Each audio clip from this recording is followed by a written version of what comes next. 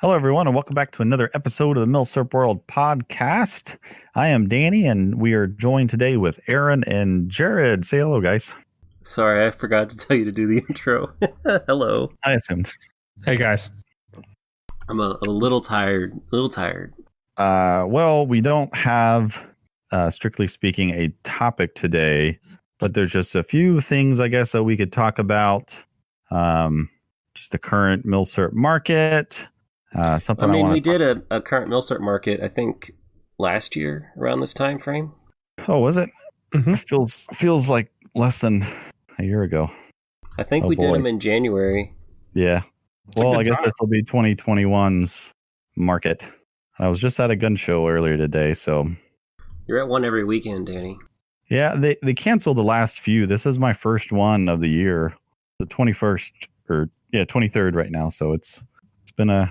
I don't go 3 weeks without going to a gun show too often. Or I guess 4 weeks. Man, you must have been jonesing. I was, man. I'm, dude, I love going to them. I rarely, it's not too often that, you get that good of deals out of them anymore. But like today I got some like decent deals. What'd you get? I got, it was weird. This guy had just like random old stuff, ammo, like surplus ammo and stuff like that on his table. And I go up and there's this like black cardboard box. It's just plain. And then on it is a sticker that says something like K31 Schmidt Rubin Charger Stripper Clips or something like that. 7.5. And then it had $8. But it was like a box. And I was like, what? It doesn't sound like, anything's in it when I shook it. And I, eventually asked the guy and he's like, oh yeah. And he opens it up and it's kind of shoved into a bag. So it's kind of tight in there, but there's three of those, little cardboard charger clip things. And he wanted $8 for all three. And they were original and good shape. So I said, heck yeah. Wow, they're like $20 a piece out here.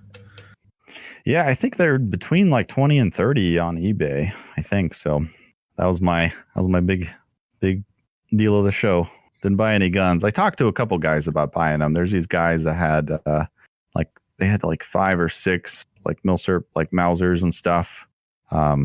Pretty much all of them had something wrong with it, except they had a 1899 made Oberndorf Swede that they wanted like $700 for, and then they had an Argentine 1891 that actually had the crest on it. You don't see them like non-ground too often, but they wanted $6 for it, and I offered him $4 for the Argentine, and he turned me down. So the crest adds a lot of money on those. Yeah, I wasn't sure. Like, I don't know much about it, like the current market on 1891s, and then like what the crested ones go for, because like you can't really like search for it easily on Gunbroker.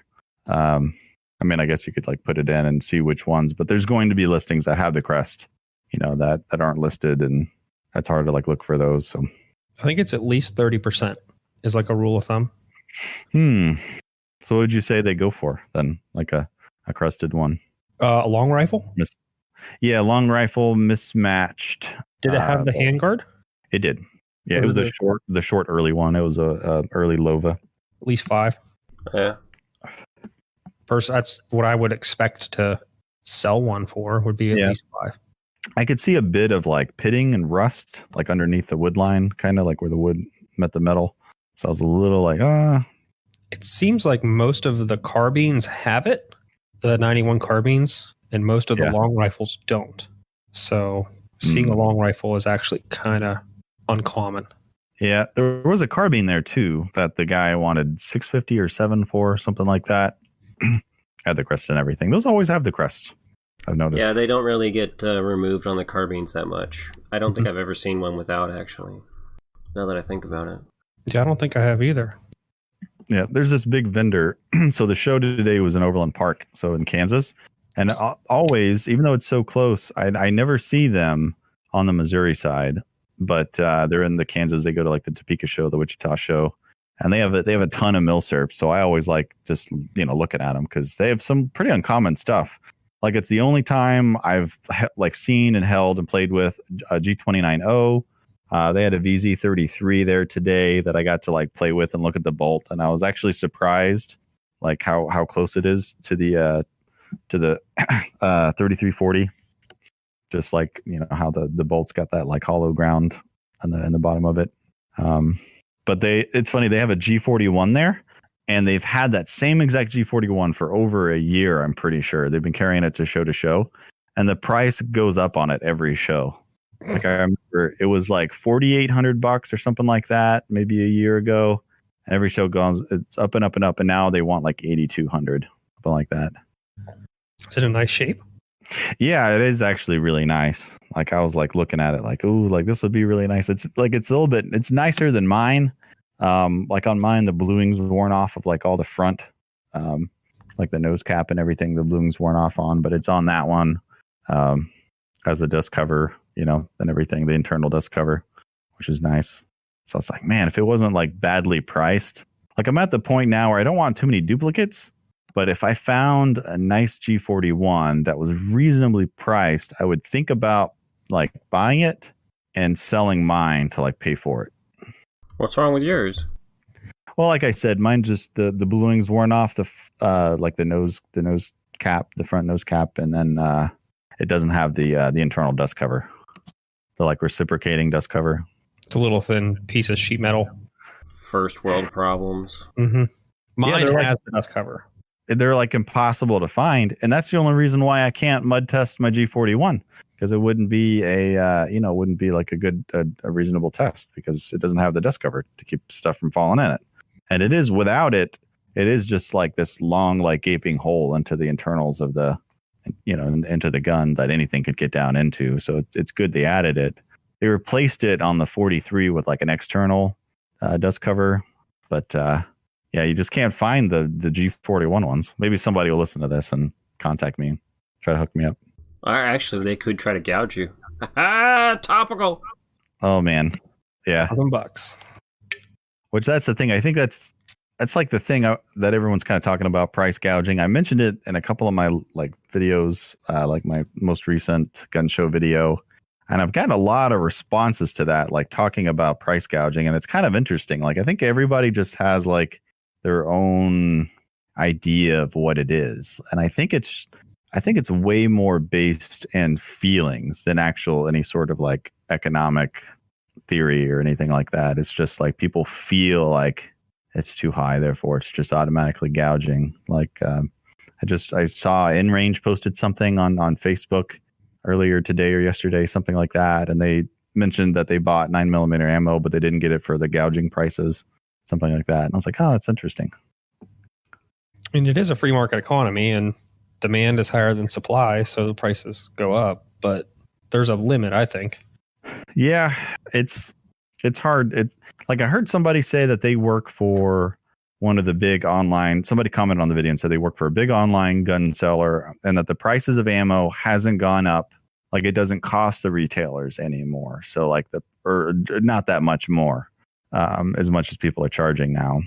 So all this extra money that people are charging is just, pure greed or something like that, which, my response to that is like, well, if that were the case, then if they could just all suppliers could get all the ammo that they needed, then it would go down. You know what I mean? But there's not enough. So then it goes back to supply and demand. Like there's just not enough supply.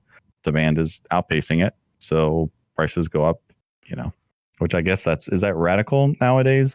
Like it's weird like that, because I'm assuming a lot of my viewers and people that are commenting this are like conservatives, and I figure that this would be a little bit on like the conservative side of just go ahead and start that pot up. I think you're being fair. Like your viewpoint's fair, anyways. Like I mean, I kind of get it, but at the same time, like people have to be unwilling to pay the price in order to bring the prices down.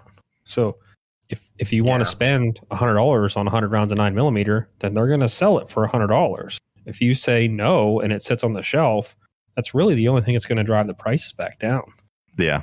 Yeah. I think it is just collectively, we're going to have to start saying no and stop buying. You saw that after the one of the scares with Mosins. They shot up super high in price, and then I saw them just start sitting once the AR started to come back into inventory. And then they started to slowly come back down, at least in my local stores. How low did they get? Just curious. I don't really pay attention super well, but probably in the $300 to $400 range for a full-length rifle. That's about what it is out here, I believe. But they were the same place was trying to get 7 or 8 for one at one point. Wow. Yeah, and I don't really care for those guys. They're kind of jerks anyway. But yeah, so like that's an example of I've seen personally of it. Just they can't sell them for that anymore, so they started lowering the price. Yeah, I'm getting to a point where when I see people selling or like asking, $800 for Mosins or just asking way too much, like for a gun, I want to just ask them like, hey, I have one of these. How much like would you pay me for it? Like if I brought it in, like how much would you give me? Because if you're selling it for 800, then it's you probably give a lot, pretty close to that, right? If you're buying one. That's a good point. I'd like to know that because I got a couple spares. It'd be like, if you want to buy this for $500, I got $80 into it, so be a good turnaround. Yeah, I thought that for a split second with my G41. Like it'd be hilarious just to bring that in and be like, I mean, you're selling that one for over 8,000. How much are you gonna give me for this one? 6, 7? Probably 2. You don't know what you have here, kid. Oh yeah, it's garbage. It's broken. Mm-hmm. Does this have one of them shooter kits in it? Shooter kits. Oh, Danny, why don't you bring up what you saw today? The sign. Wait, what did I? The sign. Yeah, this is kind of a funny thing now. I saw this at the gun show. Let me pull up the picture so I can read exactly what it says. So he had like on his table, he had a copy of his FFL like displayed out, which is kind of interesting. Like nobody really does that, at gun shows. They might have like their company sign or whatever, but he had like his FFL, and then underneath it he had a little sign that said a bunch of other things, but right on top, $50 charge for denied 4473, which I just saw that. That's the first time I've really even heard of that. And I just kind of looked at it for a second. I was like, $50 charge for denied 4473. So what he means is if your background check comes back with something on it or something like that. So then they deny you, which then I was wondering, like, is that a straight up like denial, or is that a, what is it called when they like a hold or pause? What is that? You guys know what I'm talking about? When it comes back and there's something sketchy, but they don't want to just like straight up deny you. So they, oh man, I'm on my CNR high horse here. I have no idea. Yeah. Well, there's something that can come back during the background check process that like they just like put a hold on it, and you have so many days. We had somebody on the podcast talk about this a while back, and I've forgotten all about it now. But they hold it for so many days, like 14 days or something like that, and then or so many days, and then you can legally pick it up if you don't hear anything back again saying a denial after so many days. But it just kind of brought up all that just to sort of say that like it was just sort of interesting because that doesn't really cost the guy any like money or time. Maybe I don't know if they still charge him $5 for that, but like it doesn't, except for just his time, which he was trying to make a sale and then it fell through, and he still charges like $50 for that. I was like, how much time is that? And how much like is that an hour that he's trying to charge for that? And why does he think he should do that? And it's such an interesting thing because my local shop that I've been buying some guns from recently, I've been going out of my way to pay cash because they charge a 3% credit card fee for like all transactions. And it's like, that's fairly common with guns though. But like, you don't go into any stores and ever think about it when you charge it, because I guess, the stores just eat it, right? They include that in their prices. But guns, like, no way. They charge you 3% on top of whatever it is. Stores might be because of the volume of purchases. Like Walmart doesn't care because people buy thousands of dollars. Yeah. But they might sell one gun. Yeah. I mean, like, yeah, probably a store like Walmart or whatever has a deal. But I mean, even like other small businesses that like this cookie store that's biased. It's a small, like, small business. Like I think it's just a one-off like mom and pop shop kind of thing, and like they don't ever charge any of that, even though their cookies, like their dollars per transactions isn't that high just selling cookies. I don't know, it's just something I've noticed like with gun sellers, and in particular that they tack on a lot of stuff, like 3% for that, $50 if you get denied. It's like unless that's like the shipping and handling. Like if I bought a motorcycle chain online and it was like $11 to ship it and there's like extra charges. They might throw those extra charges in there, and they don't directly say this is a credit card charge. You're just getting it, and you're like used to getting screwed over. So you're like, oh, okay, I guess I got to pay this now on top of it. Yeah. They might just not come out right out and say we're charging you this because it's 3 cents on the dollar. So speculation by me. I'm not a retail person. Getting awfully quiet. Ooh, what? What? You fall asleep? No. People listening to this, they don't. We always record these podcasts at night, sort of when everybody's after work and after the kiddos are asleep and stuff like that. So this is typically after a long day at work and everything like that. So we're not the sometimes we're not the most awake people. Awake, sober, all of it. Yeah, I drink. I typically try to drink like bourbon or some type of like whiskey cocktail or something like that, because beer always makes me sleepy.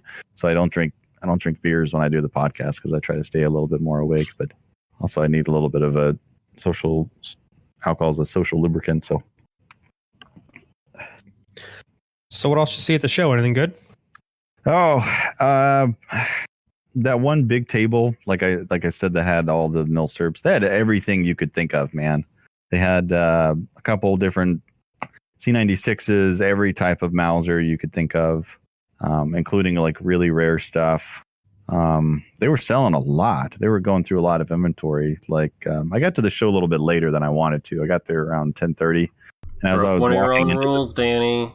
Yeah, I mean, I've been buying so much stuff lately. Like I'm not really like in the market. Like I just bought 4 guns. Talk about a humble brag. What do you think, man? Talk about a humble brag. Oh, I've just been buying so many things. Yeah, you're talking to the Don Corleone of Swedish M94s here. All right. Kiss the ring. Well, I just bought another Swede carbine like a couple of days ago. But yeah. So anyway, I get to the show at like 10:30, and I was just surprised like how many people were coming out of the show so early, because it's usually everyone's kind of flooding in then. But everybody that was coming out had a bag, had a rifle, had a gun box, had an ammo box. Everybody had something. Like it was actually moving. Like inventory was moving, like even at the high prices, everything was high there, nothing was really like a good deal there. Everything was, as a lot of people would call like price gouging prices. And it was all, it was just selling, but they were selling tons of Milsurps. They had a International Harvester M1 that was in like really nice shape, like almost too nice, where I was like, is this been kind of monkeyed with? Is this like an aftermarket stock or something? They wanted $1,400 for it, which I was thinking about that. I was like, I don't think that's too bad for an International Harvester. That's okay. I don't even know. M1s are all over the place with prices. Like there's so many little things. Do either of you know why International Harvester got the contract for M1s? It is interesting. Oh, no. Tell us about it. Okay. I read this, so grain of salt. But M1s were made by Winchester, Springfield, and they were made relatively close to each other. But International Harvester M1s were made in the 50s. And we were all afraid of being nuclear bombed in the 50s.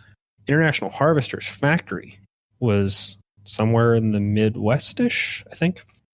Either way, it was very far away from Springfield and Winchester. So they were afraid that if they hit that area with an ICBM or a nuclear bomb from a whatever Russian plane, that it would take out all the production of M1s. So they moved production to somewhere else. So even if they got nuked, they could still make rifles. Huh. That's interesting. Yeah. I mean, it makes sense logistically. It does.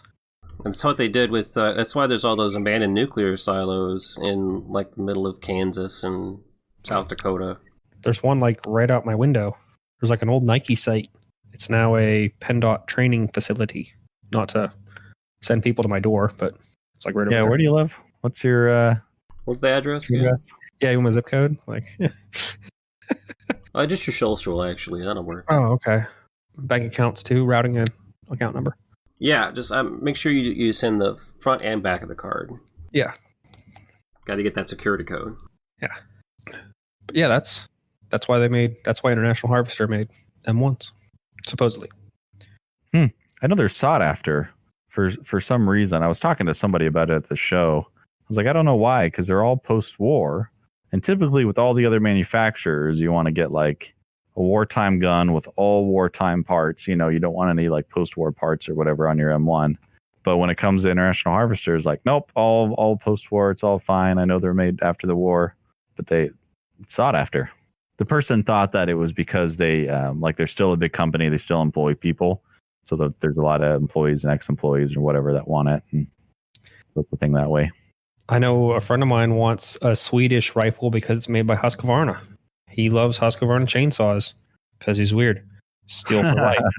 And he saw a Swede. And he's like, "Whoa, this is actually made by Husqvarna, like the chainsaw company." I'm like, "Yeah, they were one of the oldest gun manufacturers in Sweden until like the 60s." I never knew that. I'm like, here's two handguns. I have an M7 and an M40. I'm like, here you go. These are both made by Husqvarna. Like, blew them away. So Yeah. I saw the other day that FEG's actually they've transitioned into making like industrial air conditioning equipment. Really? Yeah, they no longer do military stuff anymore, I don't think. Oh wow, man. Yeah, one day people will be like, "What? Are air conditioners made by gun people? That air conditioners make guns?" Didn't Mauser make cars? Briefly, they did. Yeah, after the World War One, they got into cars. What a weird thing to just go. Let's make some cars. Oh man, Yeah. all kinds of companies did that. They made like bicycles. Like I think FN made bicycles. Their slogan was something cheesy like "Don't buy cheap, buy a Mauser" or something like that. That's cool. Yeah, they did everything, man. After the war, when they couldn't make guns, they made cars, a lot of tools, because they were known, for precision stuff. So they made a lot of calipers and stuff like that. It didn't even occur to me that they wouldn't have been allowed to make guns after World War One. So you would have had to just figure out something you could make something on your equipment. Yeah, I mean between the wars, right up until like the mid 30s. I mean, there was only two real manufacturers that made Mausers. So like all the Mauser contracts, it was either CZ or FN between the wars. So it really sucks. Like what could have been like for what neat Mausers or Mauser development maybe between the wars. But I guess by then bolt actions are just kind of bolt actions. Well, maybe they could have got more into semi-autos or something. Even though Paul's dead by then. That's how he lost an eye. Semi-auto. Yeah. It's an interesting story, dude. He talks about it in the Paul Mauser book. Like he just was like, "Oh, okay, yeah, I can't see out of it, whatever." And he just kind of like went home and just tried to ignore it. Didn't go to a doctor or anything. And then eventually, after a few days, he's like, "Yeah, this has been hurting for a week now. I guess I'll see a doctor." And he saw, what was it? His nephew or something was a doctor. And I'm probably misremembering this story. But I think Mauro touched on it a little bit in his interview we did with him, didn't he? I think you're right. Oh, okay. Yeah. But yeah. But it's just like a very guy, that's just a very guy story. Like, whatever, it's fine. And he lost it. I wonder if he would have went earlier, if he could have saved his eye. But I think after that, then he implemented some safety measures after that, which is something interesting. Like we take that for granted today. Like, hey, you're shooting a gun, you should put on some, glasses and put ear protection in. And hey, don't keep your finger on the trigger. But back, that's a fairly recent thing. I would say maybe just the last 40, 50 years, something like that. That's kind of become mainstream. I would even say less than that. Like in the mechanics field, safety glasses only got implemented 10 years ago. Oh, wow. Yeah. So most dealers that I visit, some of them don't even care still. And I'm not trying to get any of my dealers in trouble. Yeah. But not all places even have that yet for machine work, or not even machine work, but mechanics work. So we're not even there yet. But for gun stuff, glasses is relatively new. I mean, everybody knew about ear protection for, I would say, at least as long as I've been alive, but not glasses. Yeah. It's odd. One of the things too, if you look up pictures of gun inventors, early gun inventors with their guns, so Browning holding, one of his automatic shotguns or rifles or something like that, or like Kalashnikov, they all have like their finger on the trigger, like while they're holding their gun. Like just trigger discipline, just like wasn't a, it's like a very modern thing. Say that's a modern thing. Like that's why, isn't it, the French has no safeties because you didn't put a round in the chamber. That was your safety. Yeah, on the rifles. They had safeties on their pistols. Yeah. But not, yeah. Their safeties are stupid on the 1935s. I guess real dumb. Because it still drops. So like the 1935S that I just got, you could still pull the trigger and the hammer like drops forward. It just has a firing pin block. Like that's all the safety does is block the firing pin. Oh, that's got to be a little scary at first. Yeah. Like I saw that on like an AMT 22 Magnum automatic pistol, and I thought it was dumb then. And I had no idea, like that was like decades ago. And then I saw this. I was like, this was a thing then. This was like a military thing. Somebody thought this was a good idea. Like, let's not have a safety that actually like stops the hammer. Let's have a safety that the hammer can still drop. But I guess is that like a decocker then at that point? Is that what that is? It's like the poor man's decocker, because I mean decockers were a thing. That's how a decocker works on my Mac, I believe, and the P38 P1s. I think it drops the hammer. Be right back. I gotta go get my daughter to bed. But you guys keep talking. Sure. All right. It's ironic because I was going to say the Mannlicher pistol that the 1905 has that, where the safety, you flip the safety on and the hammer doesn't do anything, and you can pull the trigger and the hammer will fall, but it falls and hits the hammer block. So yeah, that's just bad, because you get in the habit then of decocking it. So you have to pull the trigger, and then one day you just don't flip the safety on and you pull the trigger to yeah. And I wonder if they carried that over. It looked like the French 1950 has the same safety system. I don't know if it is, but it looks exactly the same as the 1935S. I know it's based on it, but that's just like, man, that's dumb. I wonder if the SIG 210s do, because they're sort of based on the 35. Yeah, I guess they're based on the 35A, they say. I don't know. Yeah, I don't know. I'd love a 210 one day, but don't have one. I've been reading this book on sour pistols, because I'm trying to eventually do a more comprehensive video on the 35H, which is interesting because I guess 38H, and I guess 38H is not even like a real. That's like a collector term. The Germans never called it that. I had no idea. What did they call it? The Model H, I think, or Pistol H. Okay. Which there's a whole thing on what does the H mean? Where does the H come from? There's like a couple pages where the author's like talking about it, and pretty much they don't know, but they have two good guesses, and that the H either stands for, God, I'm blanking now. It stands for like one of the words for safety. It's some long German word that has like an H in it. Or it stands for hair, like HEER, like the Army term for German Army. Yeah.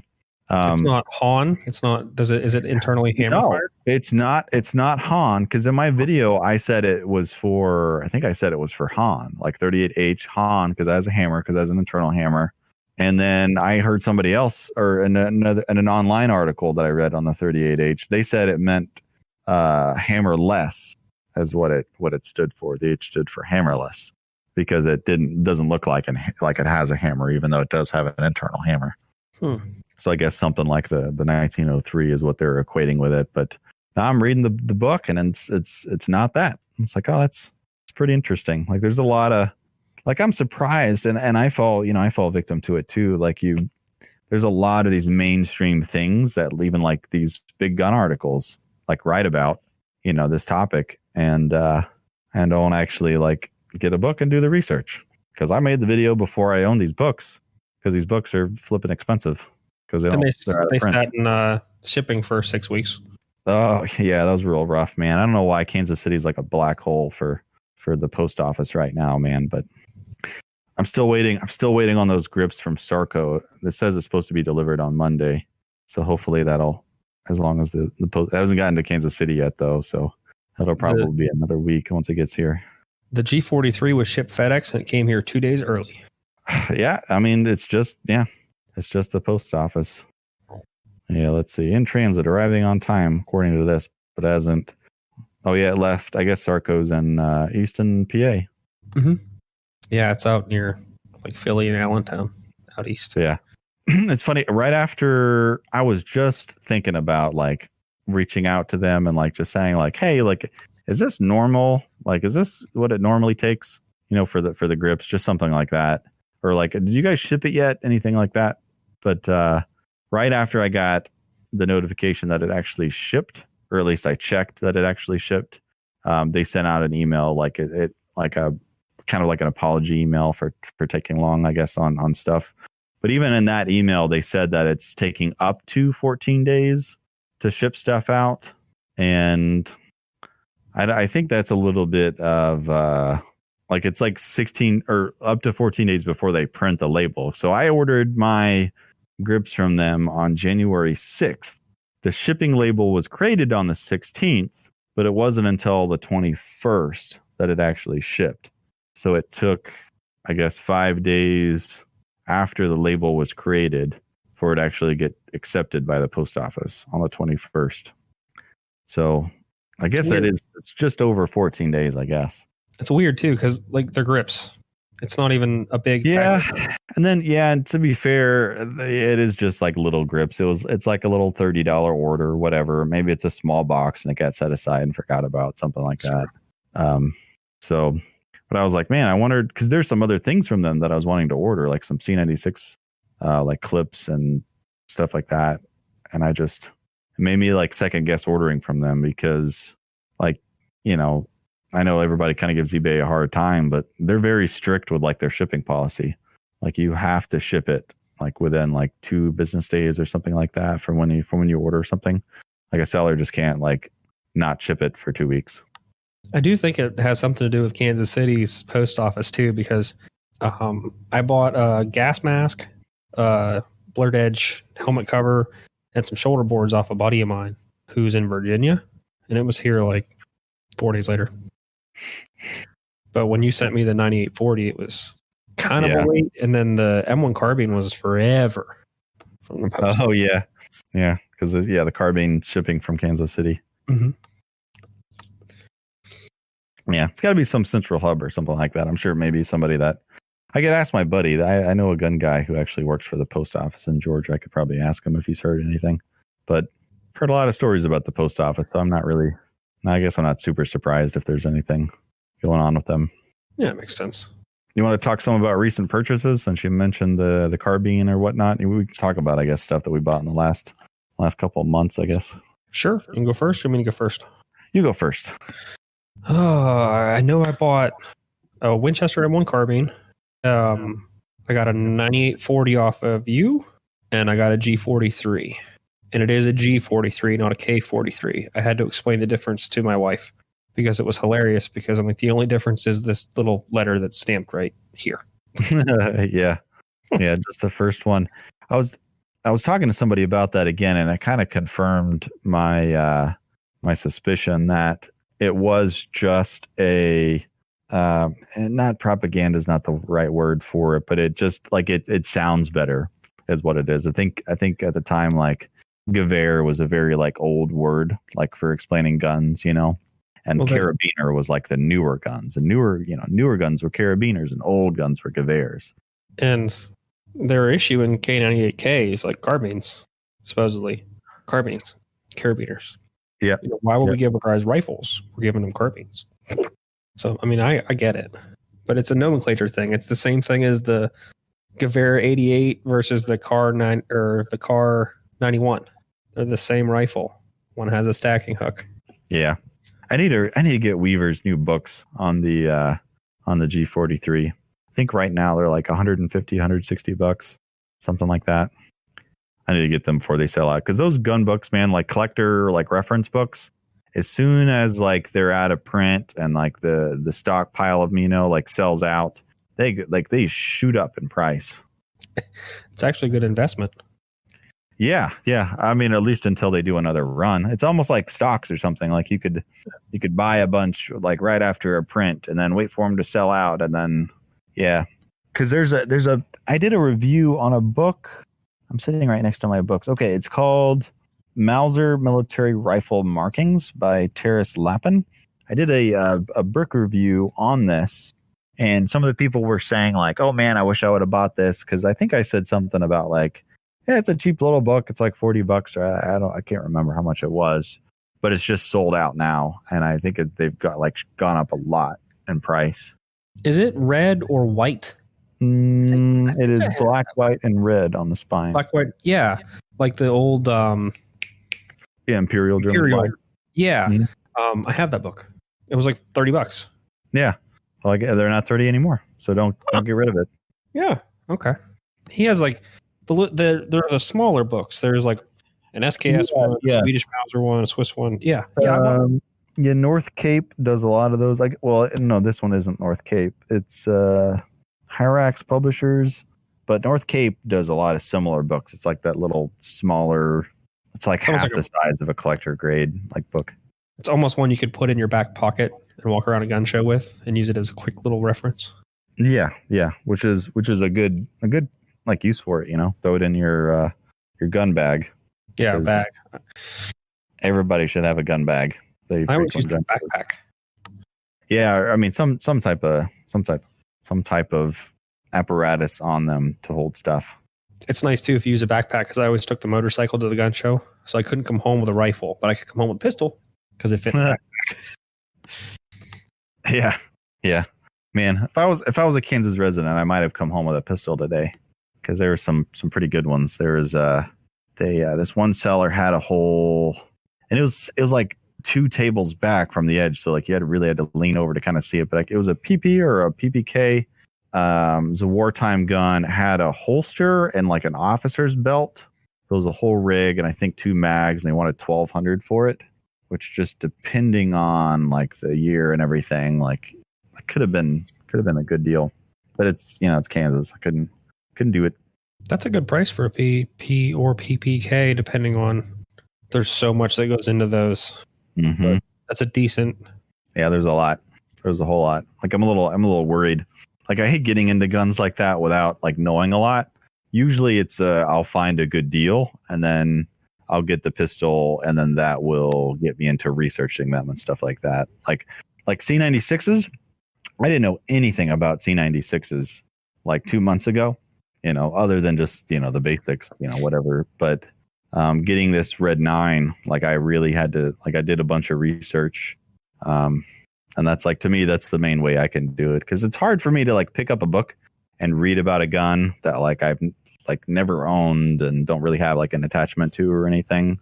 But as soon as I pick one up, I'm like, oh, I want to learn about it. And then typically I'll, go and research and stuff like that. But which is the wrong way to do it. Yeah, I know. Like if you give anybody advice, it would be buy the book and learn about them first if you want to buy, But like I said, if it's a good deal and for the price, I got it for like a third of what it should have been, probably what they go for. So yeah, if you told me that you didn't buy that, I was like, if I could have, because the things are stupid right now, but I would have bought a plane ticket and came down and bought it because my wife wants one so bad. Oh yeah, yeah, that's funny. I'll see you tomorrow. Like, call off work, catch the red eye. What do you need the day off for? I gotta go buy a handgun in Missouri. What? Yeah, that was fantastic. I'll tell the story like to everybody listening. So there's this. I just found out about this place. It's not a new gun store, but it's like a new location. I never heard about them. They're about 45 minutes from where I live. And a friend of mine went there, and he took some pictures of Mausers. And he talked to me. He's like, "Hey, man, they have some, like old stuff if you want to go there." And I was like, "Okay, cool. No rush." And I go into the store, and I walk up to the, I'm looking at their rifles. They still have them. Last time I was in there, they still have them, and it's tempting. They had a rolling block and 7mm, and I don't know the correct like model or whatever, but I've seen them called, I think, number 5s. Or the 1896, because it has like the roller coaster sight, like the roller coaster rear sight, it goes up pretty high. But it is in 7mm, decent shape. It might be refinished though, no crust or anything. Has the Remington markings on the tang. They wanted $550 for it, and I I was like, okay, like it's a pretty good price. Then they had a standard model that they wanted $750 for, and so I'm kind of looking at all those, and I'm at the store with a friend, and he's over looking at the revolvers because he really likes revolvers, and then eventually he's like, hey man, look at this revolver, and I'm going over and I'm looking in the case, and then below the revolvers, I see this weird looking pistol. And it's a what like kind of CN Arsenal is kind of renaming the Roth Krinka, because that's the more correct name. But if you Google it, it's the like the Roth Steyr is what'll come up. It's like the collector name for it. And there's the Roth Krinka is sitting on the shelf, and I see it's a handwritten like tag, and I think it was handwritten, and it said $239. And I knew that it said like 1239, like a $1,239. And I'm looking at it and I'm like, that's pretty neat. And I kind of look at the price again and I'm like, oh wait, that's $239. That's two. And then like my heart rate increased, and kind of got like this, like, oh, here it is. That's one of those deals. Oh, I'm getting this. Yeah, and luckily it's in my state of residence, so I could get it. And so I was like, I just told him, I'm like, I'm not leaving here without that. Like that's it. I'm getting this. But Danny, there's a but. Yeah, there is a but. I didn't quite. I was kind of looking at it, and it doesn't have the firing pin. Is it just the firing pin? Yeah, it's just the firing pin. It protrudes out of the back, or firing pin / striker. I don't know exactly what they call it on that one. But it protrudes out of the back. It's one piece. It's not like two pieces or anything. It has the firing pin spring, so that's good. It's just literally only the firing pin. So I'm sure if you've had another one, someone could make you one, machine shop or something. Yeah, I was talking to Matt about it. Matt, I guess, has like a lathe and a CNC or something, and he's talking about maybe getting one for me, or or borrowing one. I think Othnius is going to talk about borrowing one from somebody to loan to him to make another one. Figured it would be like neat. It'd be like a neat gun to loan to Anvil. CN Arsenal's Anvil for Mark to fabricate one like on an episode. Mm-hmm. Pretty neat to like watch him make one. I mean, for $239 though. Yeah, like yeah, even without the firing pin, that's still like at least a grand, right? Yeah, probably, yeah. They go for at least two. Like a junky one is, I think I've seen a junky one for 15. They're very expensive. They're really cool. It's a lot bigger too, isn't it, than you would expect it to be? Yeah, it is bigger. Like I have a Steyr Han, and it is a little bigger, blockier than the. Like it's chunky, Han. Is what I've seen. Like I've seen it like next to stuff before, and I'm like, whoa, it's that big. Yeah, it doesn't feel as bad in hand as you might think. Like holding it, like it kind of feels pretty good. But the looks are just so odd on it. Like so that you just kind of are like, oh, like it looks like something out of Star Wars, like a blaster gun. I think it's cool. I want one. I actually have dies and brass for one though. Well, when I get a firing pin, yeah, I'm gonna reach out to you.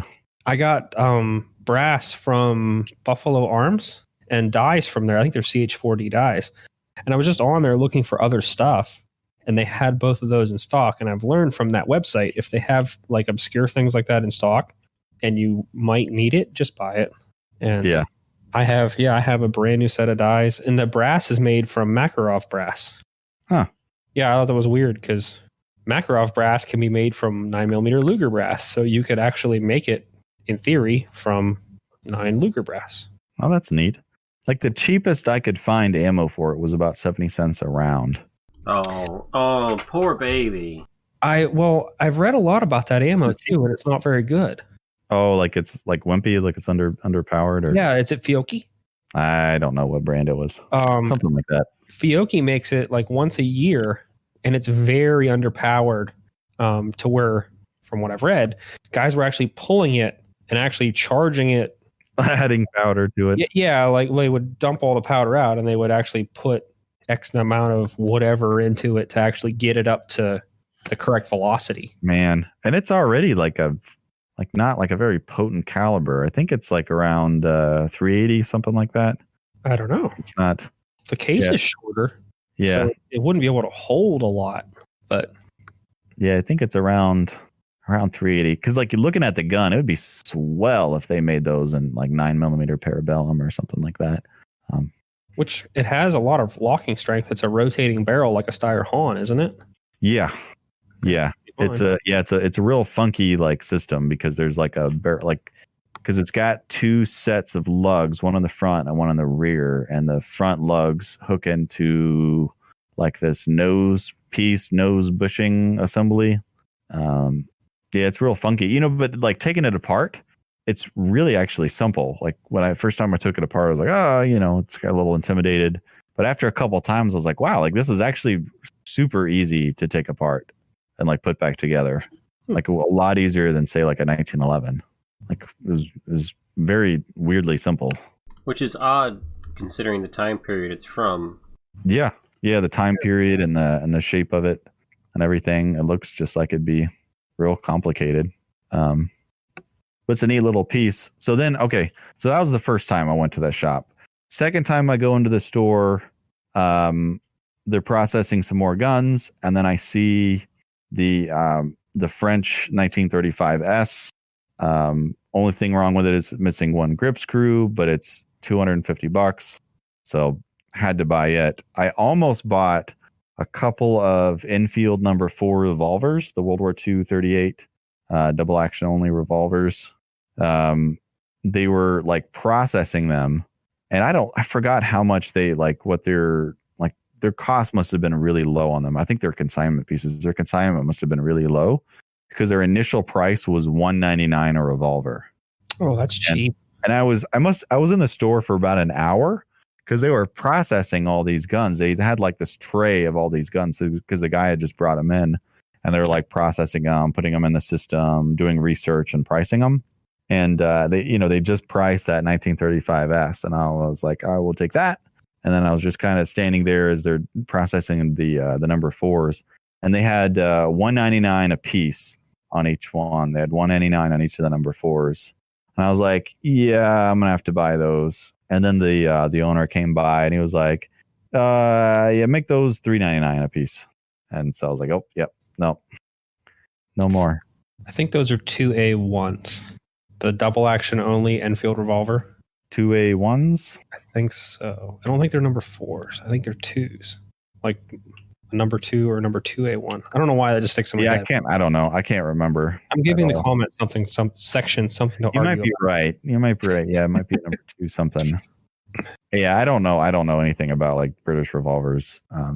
I would see, that's another thing. If I bought that one, I would then do research and then, learn all about them or whatever, because that's just like how I learn. It's hard for me to like research about a gun that I don't own. But especially for $199, it's like, yeah, might as well, buy one. They had one with like wooden grips that are rather crude looking. Then they had one with like black plastic grips. Don't know like which is more correct or whatever. I've only seen them with black plastic online, and I've only seen them online. I've never seen one. I've seen a couple recently, like weirdly, they've been popping up around. I want a Webley and 455 without a shaved cylinder to, like convert it to 45. That's what I would, if I was going to get a British revolver, that's like what I would want most. But I think that's the ones that everybody wants. The price on those are kind of high. My buddy's dad has one of those. He bought it for like $500, like recently. Ugh. Someone was selling it. And he was like, yeah, I'll take that. Oh, yeah. I would say within the last couple of years. Yeah, I saw one for $450, but it had the shaved cylinder. It was, converted to 45 ACP. So I was like, seems to be more common to find them with the shaved cylinder. Yeah. Yeah, I think everybody did that. Oh, was it? Yeah, it was because when they imported them, you could either get it in 45 common American caliber, or you could get it in 455. Oh, so yeah. So no brainer. You want to get it 45 then? Yep. Even though 45 has a higher pressure curve. That doesn't matter. Yeah. Well. Yeah. You do you. I mean, what's the worst that could happen? Yeah.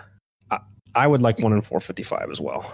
Like, and I think seeing it in the original caliber adds like they're at least $1,000 Yeah. for a Cheap number enough. 6. I assume is what you want, the long barrel one, right? Yeah. The Mark 6. Yeah. Yeah. Okay, so that was the second time at the place. Now, third time I go back to the store. I just had another feeling. I go back the next day after I got the 1935S, and again they are processing them. They have a lot, like they just have this long line of them. Like the guy brought in another batch for consignment, and and I'm looking. I'm kind of waiting. They're taking a long. They're busy. Like there's customers and stuff. So like I was in there for altogether probably like 2 hours. They haven't considered you a high roller yet, so you don't get like priority. I mean, yeah, I guess not. I mean, I don't know. I mean, I was in there recently, even after a lot of purchases, and the guy didn't seem to like really care that much. But so I'm waiting. They're processing them. I'm like, okay. And I look in their gun case, and I see they added some more pistols to the gun case, and I see a Remington Rand 1911A1, like original, except for that it's got wooden grips, like somebody replaced the grips with like wooden grips, and I'm looking at it like, what's going on with this thing? Like has this thing been messed with or something? And nope. Other than the grips, it didn't, because I asked the guy to come over, and I'm like, hey, can I see this? And he's like, oh, you want to see the Remington R1? And I was like, oh, he thinks it's a Remington R1. Yes, That's why it's priced at $650. So, yeah. So he thought it was like a new made Remington, which is like it's like a rookie mistake, to think that a Remington Rand is like the Remington Arms Company, But doesn't it even say that? Like it says Remington Rand on it, doesn't it? Yeah, it says Remington Rand, and people just see the Remington, and that's it. Their mind stops there. So they see a 1911, because I don't know if the R1 looks like the 1911A1 or if Remington makes like the old style, like new production old style. But so I was like, okay, that's what's weird. And they were still processing a bunch of them, and I asked them like, hey, when are these all going to be done? Because I don't want to stand here, because I was in there for like an hour. I was like, when are you going to have them all done? And he's like, oh, come back in another hour. I'll have them done. So wife and I go out to lunch. I go back to the place, and I did some research on the Rands, Remington Rands. And I was like, yeah, I'm buying that effing thing. So I go back there, walk up to the counter, and I'm like, I'll take that Rand. So he's like, okay. He hands it to me, and he's like, good thing too, somebody just called about this. They want to come pick it up. I was like, oh. So I got it. I walk over to like the checkout counter, and a guy walks in the store, walks up to the case right where the Remington Rand was, and like asks the guy like, hey, where's the Remington Rand? And so I mean, like I just barely got it. And you're like, nowhere, sir. Yeah. Luckily the owner didn't say like, oh, he just picked it up. Like he didn't do anything like that. He was just like, oh, sorry. Yeah, it's sold, or said something like that to him. And he was just like, oh, and he just kind of stormed out, because, that must have been really heartbreaking that he heard the store had a Remington Rand for $650, and he probably rushed, up there. Madman. Oh, and Danny was just taking his time, went to lunch, and come back, and was just like, I'll take it. You know what? It seems like something I'd be enjoying. Yeah. And I got it at like the last possible second too, and so I got it, and I'm looking over at some of the other guns, and a lot of it's just kind of like stuff. Like he had a couple P38s. He had a quote unquote Gray Ghost and a wartime P38, and he wanted like $1,100 and $1,200 for them. So like their pricing just kind of seemed all over the place. He had a Luger, like a 1916 Erfurt or something like that he wanted $950 for, but it was pretty rough. Like it's I think it's worth like $950 at like how rough it is. But then I see the very last pistol that they processed on that rack. I see a broom handle, like a C96. I see, the I see the grips, and I'm like, oh, okay, that's like, all right, I'm gonna wait for this then. And they just processed it. He was putting it in the case, And I just went like, hey, like just hand that here. Like just hand it here. And he hands it to me. I see the bright red painted 9 on the grip, and I just go, oh shit. And I look at the grips. I'm like, these are original grips. These aren't reproduction grips. I look it over. The gun's all matching, and price tag of $9.99 on it. So I was like, yeah, I'll take this too with the Rand. Yeah, he's why like, not? oh. Yeah. So he's like, okay. And so he walks it over with the Rand. And I'm like, holy crap, because Jared knew this story. I almost bought a really nice all matching C96 for $9.99. But it was the one that was in, the 763. It wasn't a red 9. And I've been really disappointed ever since I missed that one for $9.99. And I just couldn't believe it. I got this red 9, and then I got the Remington Rand. Wait, both of them for, Danny, might want to explain to people what the red 9 is. So I will be doing a video about that. I don't know if I told you, Aaron. I've been talking to Mauro Baldino. Oh yeah. Because he knows a lot of stuff about the production, and I'm gonna kind of do a little bit of like myth busting with it, because there's a lot of just info that people just like regurgitate out there about the C96 that's not true. What? But it's no. Yeah, but it's pretty much just the Germans, like towards the end of World War I, just said, hey, like, could you just make those, because they were already making C96s and 763 for the German military. And so they were like, hey, could you just start making those in 9mm as well? It would just be easier for us. And Mauser's like, okay, cool. And that's just kind of it. And but they, everybody knows, because they have the bright red painted 9 grips on them, and which are highly faked. You can look up like red 9 C96 on YouTube right now, and there's a whole guy that made a video on one that's a fake one. And it's not that hard to tell once you know. And I only knew this after I got it and did the research. The sights only go up to 500. The 763 guns, they go up to 1,000. But on the red 9s, it's one of the tells that if it's a real red 9, it's 50 to 500. So it's half. On that, do the sights kick to the right or left, like the Lugers? Oh, that is a good question. I actually have it in my hand right now. I don't think it does.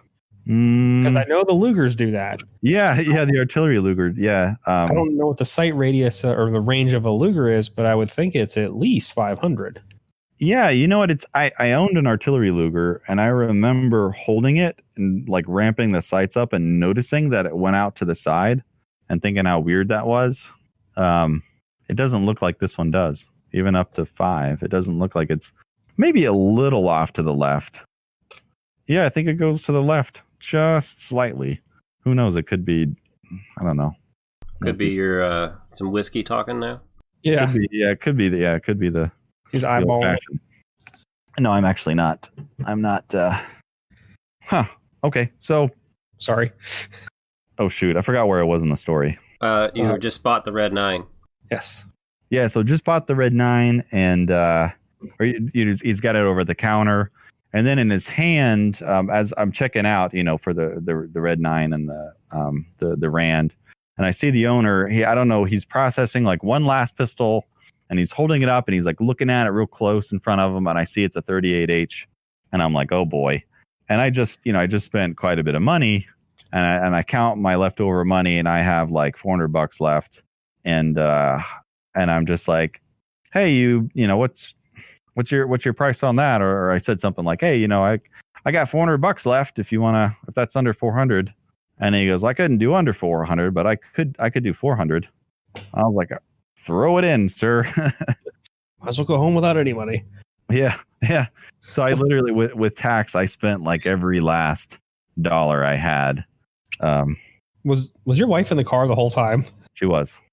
That sucks. Your pregnant wife. Yeah. Yeah. She made her wait in the car. Did you crack a window? No, she actually. So it's 45 minutes from the house. She likes riding with me on trips. She just, I don't know. It's a thing I guess she's used to. Like, just she's used to riding to gun shows with me and to whatever. And she just sits in the car. She watches like a movie on her phone. She relaxes, maybe takes a nap. She had like snacks and a drink. Like, it's a whole. She just chillaxes in the car. But anyhow, I go out and I'm like, babe. And it was broke. Fantastic. Yeah, we're broke, but I got great deals.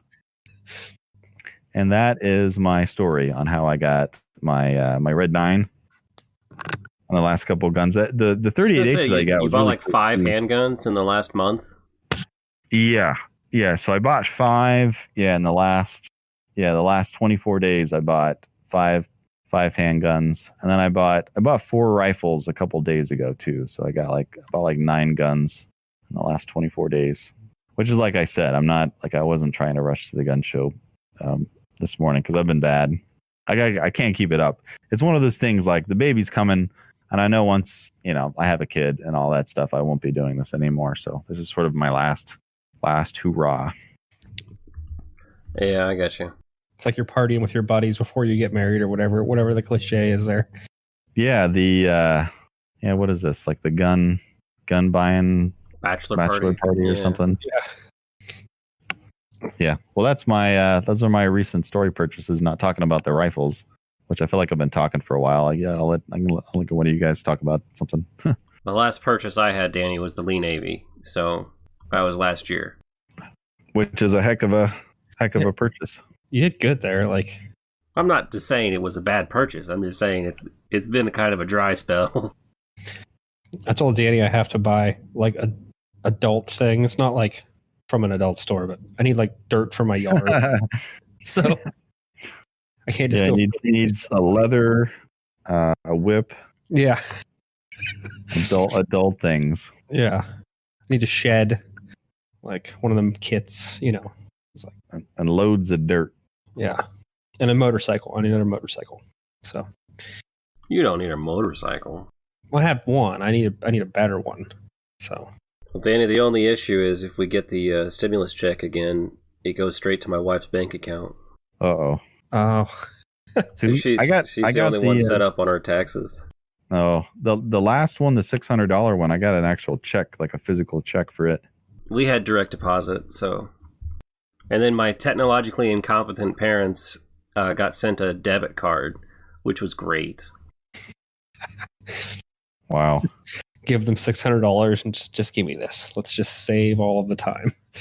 Yeah. That's going to be just like just like the gift card that you give them at Christmas that sits in their sits in a bowl or something and doesn't get used. Well, but if we do get that, I would like to purchase my Lee Navy stuff. Oh yeah. Brass and whatnot. Brass and your expensive bullets. Not the bullets. The bullets are cheap. Brass and dyes. If you can get primers right now, you're pretty lucky. Oh, I have primers already. Okay, because most places seem to be out of primers, at least around here.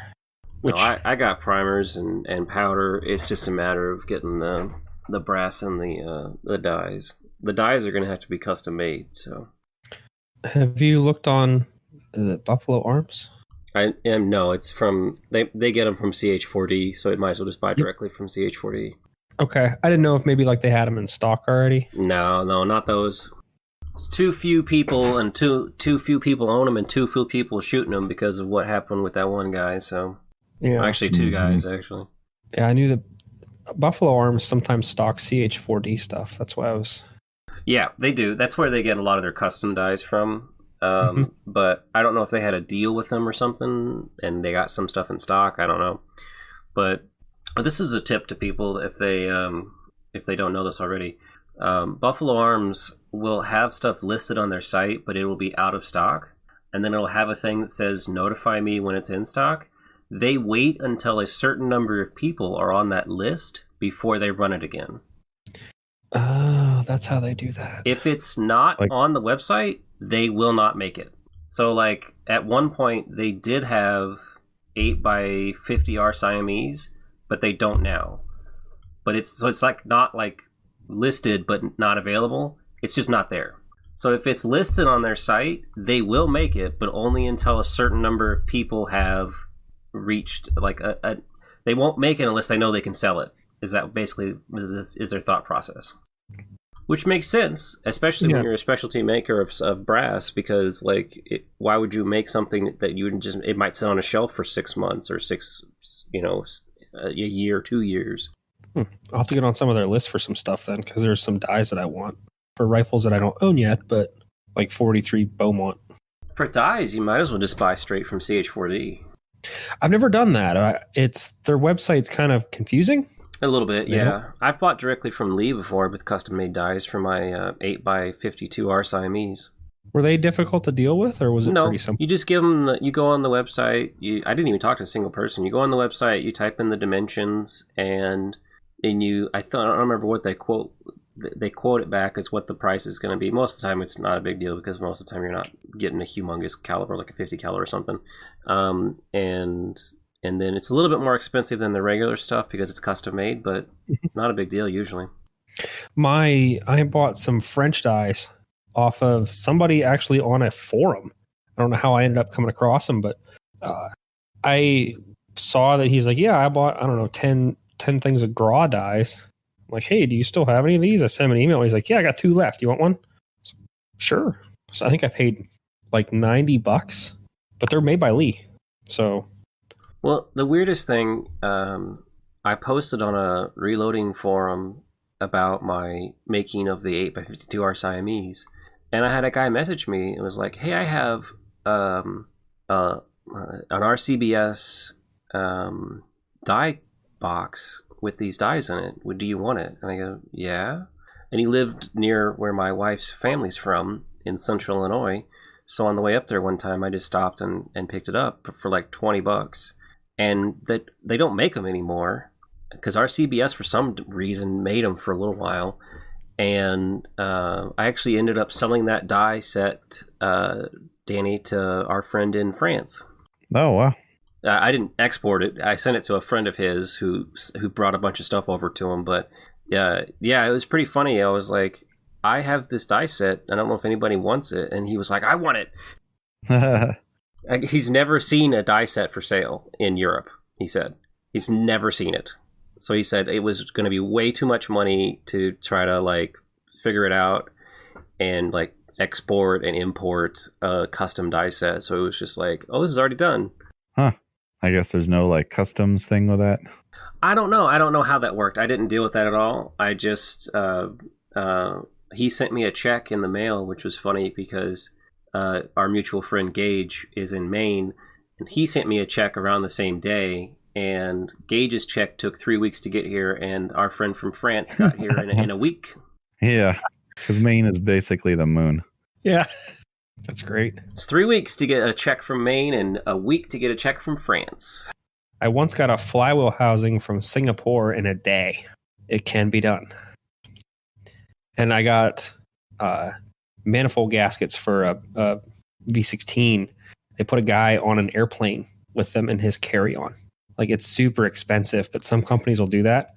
So he got on a plane, and our parts guy met him at the airport, and he handed the gaskets to him, and he got back on the plane and went back to wherever. I think it was Louisiana.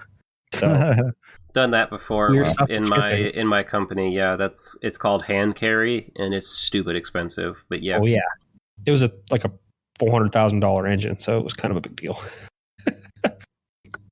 But shipping's weird. They do weird things to get things done. Yeah. One time I bought a gun from a gun store in Ohio while I was working in California.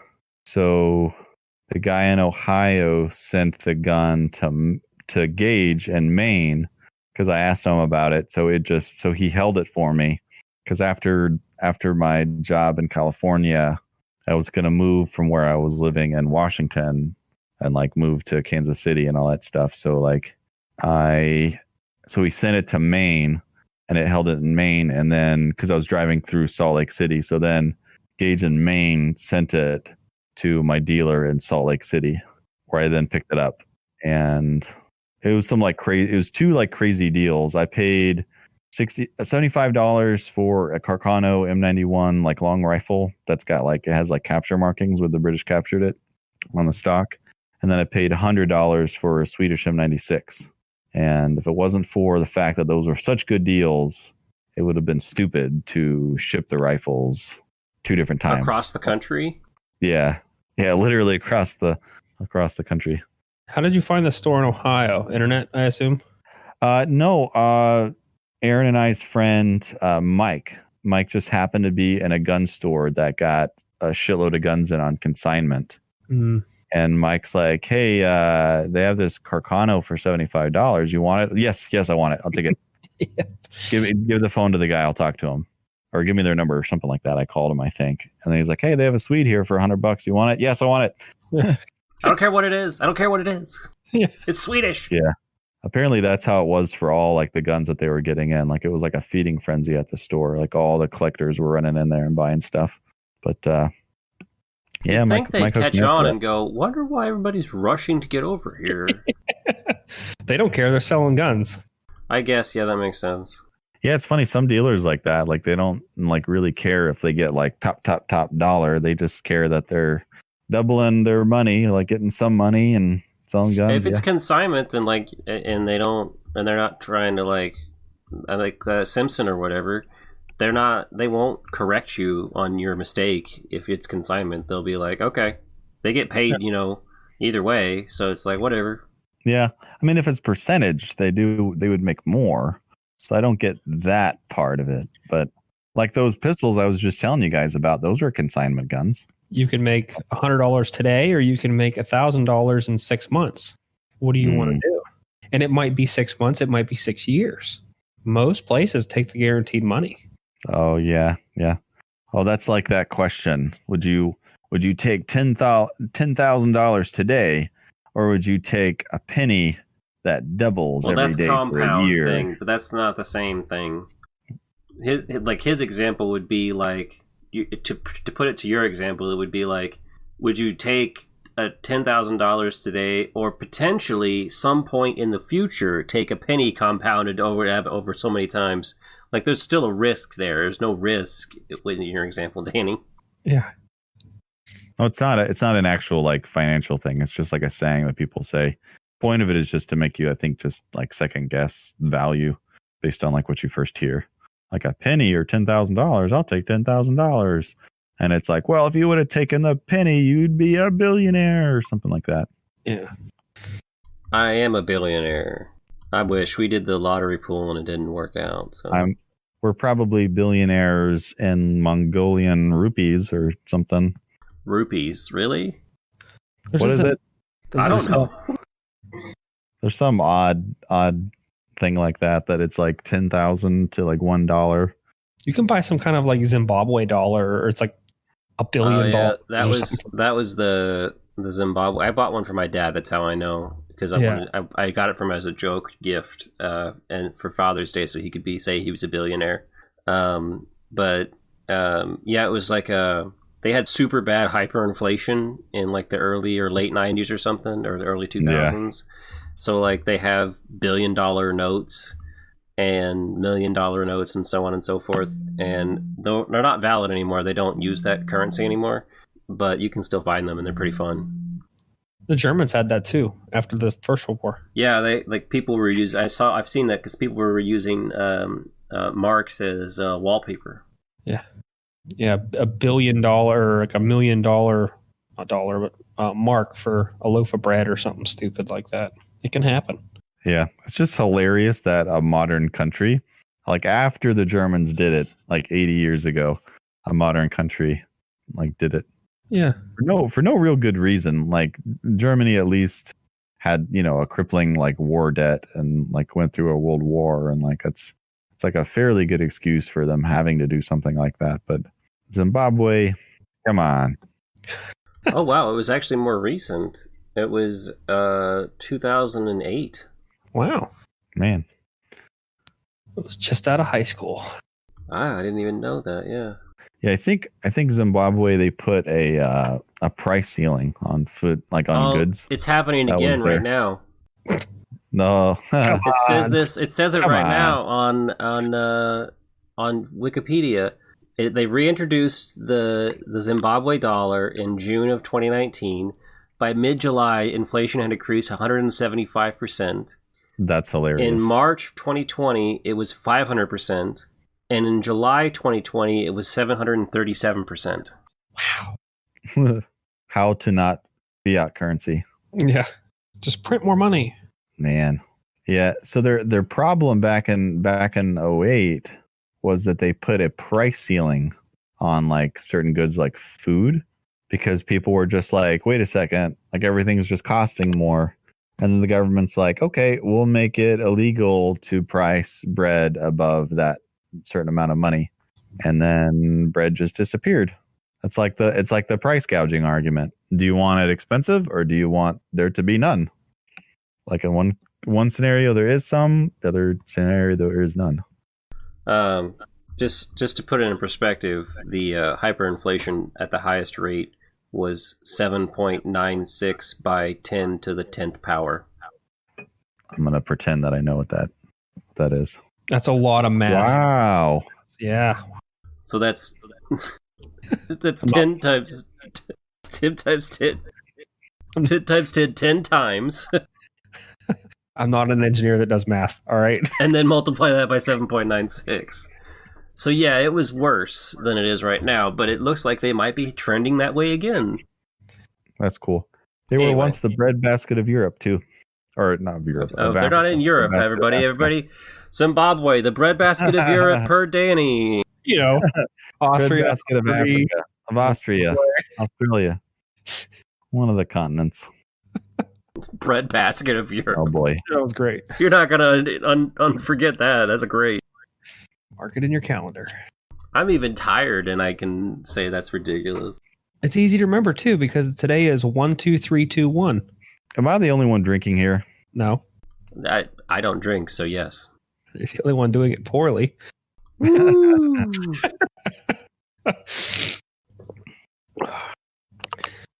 I wish we could have like gun shows and stuff out here. We still can't have them though. I'm looking at the Lee Navy brass on RCC. It's $312.83. For how many? 50 pieces. Yeah. But this is virgin, non-converted brass. This is brand new, never been touched. All right. So I think it's worth it. And I think my face and life would be worth it. Your eyesight, and yeah. I don't want the firing pin to go through my eye socket. Yeah, pass. Nothing or Danny's, because if we do get this done, Danny's going to want to shoot it. Yeah, like we have to do it, because I don't think there's some videos of people like shooting a couple rounds through it, but it's always the most, like, to me, one of the most boring shooting videos is of somebody sitting down and shooting like real slowly and then slowly ejecting and catching the ammo and everything. Like, I feel like you have to get, when you're shooting an historical arm, like you have to get the experience of like what it would have, how fast you can run the action, how a soldier could have, reloaded it fast, and, you could pick up the ammo afterwards. Like, I don't. For $4 a shot, Danny, you bet your ass I'm picking up this ammo. I'm just saying, like, the guys, they like grab it, like they like just barely extract it and they grab it out of the action and put it in. Like, if it touches the ground, like, you can't pick it up. Like, people were like, somebody commented on my video on the Type 38 about like, oh, you better catch those, because apparently if brass touches the ground, it just dissolves and you can't pick it up and reuse it. I mean, we've had this discussion when it came to you doing the mud test, Danny. Don't you know that mud dissolves metal? Apparently, mud and dirt dissolves brass too. I just wanted anything touches earth. Like, I didn't want to hear, oh yeah, I left all of them out in the desert because I could use them. That was. I know for sure, man. Because I have 6.5 projectiles, and I have 6.5 brass, and I have the 6.5 Japanese dies. So it could happen. The only thing I can't really do is the things that I'm have to outsource to you, which are still all in a box sitting about 10 feet away from me right now. Been in that box since September. Has it been that long? Oh my gosh. It actually has been, like, before Halloween. Yeah. Damn. Oh, at the show today, I saw a guy selling a bag of 7.7 Japanese brass. Buy it? How much? He wouldn't sell it alone. He had a bunch of ammo that he wanted to sell it with, and dies. He had RCBS dies, and I didn't count the ammo because he said he wanted $250 for the whole package. Oh, that's too much. Now I can make you 277. It's gravy. Yeah, that's what I kind of told him. I was like, I don't want this whole thing. I don't need the dies. I don't super need the ammo unless it's a good deal. I just want the brass. And he's like, well, I want to sell it with everything else. And I'm like, well, okay. You'll probably be taking this home, sir. 270 is the king of all brass, because you can get it usually cheap. If you can buy 270 brass for $5 for 100, buy it. Yeah, I don't think that exists anymore for any round, any brass. I mean, and actually, so I'd say a year ago, yeah, that's fair. You could get it 20 for 100, all one head stamp, or then there was mixed head stamps, 5 for 100, and I bought all that I could because it makes all kind of good stuff. So if you see it, grab it and throw it in that box that you're supposed to send me, because you can get 4 or 5 different calibers out of it. Yeah, definitely need GP90 7.7 would be swell. I think I'm sending a bunch of 30-06. I think there's some 30-06 brass or something in there. 7.5 Swiss brass. Yeah, you need to get that GP90 fixed up, Danny.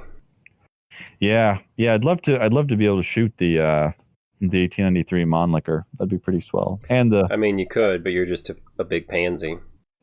Yeah. Looking at it, and somebody mentioned hey, it is a Mannlicher. Mannlichers can handle, it could probably handle GP11. But I mean, I hear there's, you hear both ways. You hear guys saying, "Oh no, don't put." It's a $1,200 gun. It could handle it, or you could just get 90-23 and be good with it, or 24, whatever the bottlenose non-paper patched round for the 90 is. So 23 or 24. Yeah, I can't remember, but yeah, the 90-23. I have 12 rounds of it, of original Swiss GP90 23, 24, whatever. That I'm saving for a special occasion. All right. Is our plan still, Danny, if I ever make it out there, for us to try to use that Verndl ammo? I think so. We're gonna have to for the straight pull showdown, right? God, is there any chance any of it fires? I'll bring 100 rounds of it. So much. I'll bring if it doesn't, we'll just keep chugging through it, man. If it doesn't fire, just pull the projectiles, and hey, you got brass and you got projectiles. And it's burden primed. I think some of it's boxer. Maybe, but I know most of the Milsurp stuff that Danny, at least that I've seen, is bourbon, I'm pretty sure. Or bourbon. I went down to my friend's house in West Virginia, and he has this old chicken coop that he was tearing down. It was his father-in-law's. And he's like, here. And he gave me a bunch of ammo that he found in that chicken coop. And some of it was 11 millimeter Verndl. There was. It had to have been decently popular for some reason, because it's everywhere. Well, nothing shoots it. There was 43 Mauser in there too. And I have brass that's boxer primed. Some of it's 43 Mauser and some of it's not. So that's why I didn't know. Maybe it is boxer. Huh. Well, you know what? If we get any duds, we're gonna find out. Yeah. Just pull the bullet. Use a pair of pliers. Watch just every single one, dude. Some of that ammo, Aaron, the boxes are pristine. There's no corrosion on the rounds or anything. It's weirdly it's time capsule kind of perfect. Some of it is. So we'll see. And the rest of it? We'll just shoot, man. There's enough. We'll just go through it. I don't care. I got it for real cheap. You got it for stupid cheap because nobody uses 11 millimeter Verndl. Yeah. There's 2 guns in Verndl. All right. There's the Verndl and then the 1886. There's probably more, and I'm going to get yelled at in the comment section. But there's a bunch of Verndls, though. That's true. The problem is that, and I didn't know this. The problem with the Verndl is because I was like, I'll get a Verndl rifle because I've seen one in real life and it's awesome. It's super funky looking, and I was like, I'll get a Verndl. So I asked a friend of mine, the guy that I bought the Lee Navy from, and he goes, "Oh yeah, here's the different kinds." And I'm like, "What?" And he goes, oh yeah, so the carbine and the long rifle version, so here's the first iteration, and they don't shoot the same round. And then here's the second iteration, which is the carbine and the long rifle, and they don't shoot the same round either. And they shoot a different round than the first iteration. What? Yeah. Thanks, Austro-Hungary. And I'm just like, oh, huh? We changed our guns every 5 years just to mess with collectors and 100 years from now. And in their own logic, too. Just like, I could kind of understand, okay, you made an update from the original version to the new version. Fine. But why is the carbine a different caliber? Or it's the same size caliber, it's just different dimensions. You can just see them like sitting around a table. We got to come up with something here. Let's just adopt a new rifle. Genius. That's some guys just trying to keep their jobs, staying busy. Give that man a medal. Brilliant. I think they're cool, though. I would like to have one because I like that. Have you seen one in real life? No, I never have. I like the where I got my Vergero. They had one, and I didn't have enough cash with me. I think he wanted $9 for it. And that's a good price. No, I thought it was a good price, but I just it was super funky, just neat. To split the hair, then was it the first iteration with the hammer on the outside, or was it second with the hammer sort of on the inside? I think it was the second. They're more common. They have a better trigger. They don't have the massive one spring does all. Yeah, I don't remember. I didn't really mess with the trigger a whole lot, but I believe it looked more. It in my memory, it looked more like the second version because I also know those are more common anyway. So, It is a Verndl on Gunbroker right now. The listing is Verndl Cadet Training Quaker Musket Rifle. Nice. Quaker. What? It's in Pennsylvania. Yeah, just search for that. What? Quaker? What? It does say Quaker. Yeah.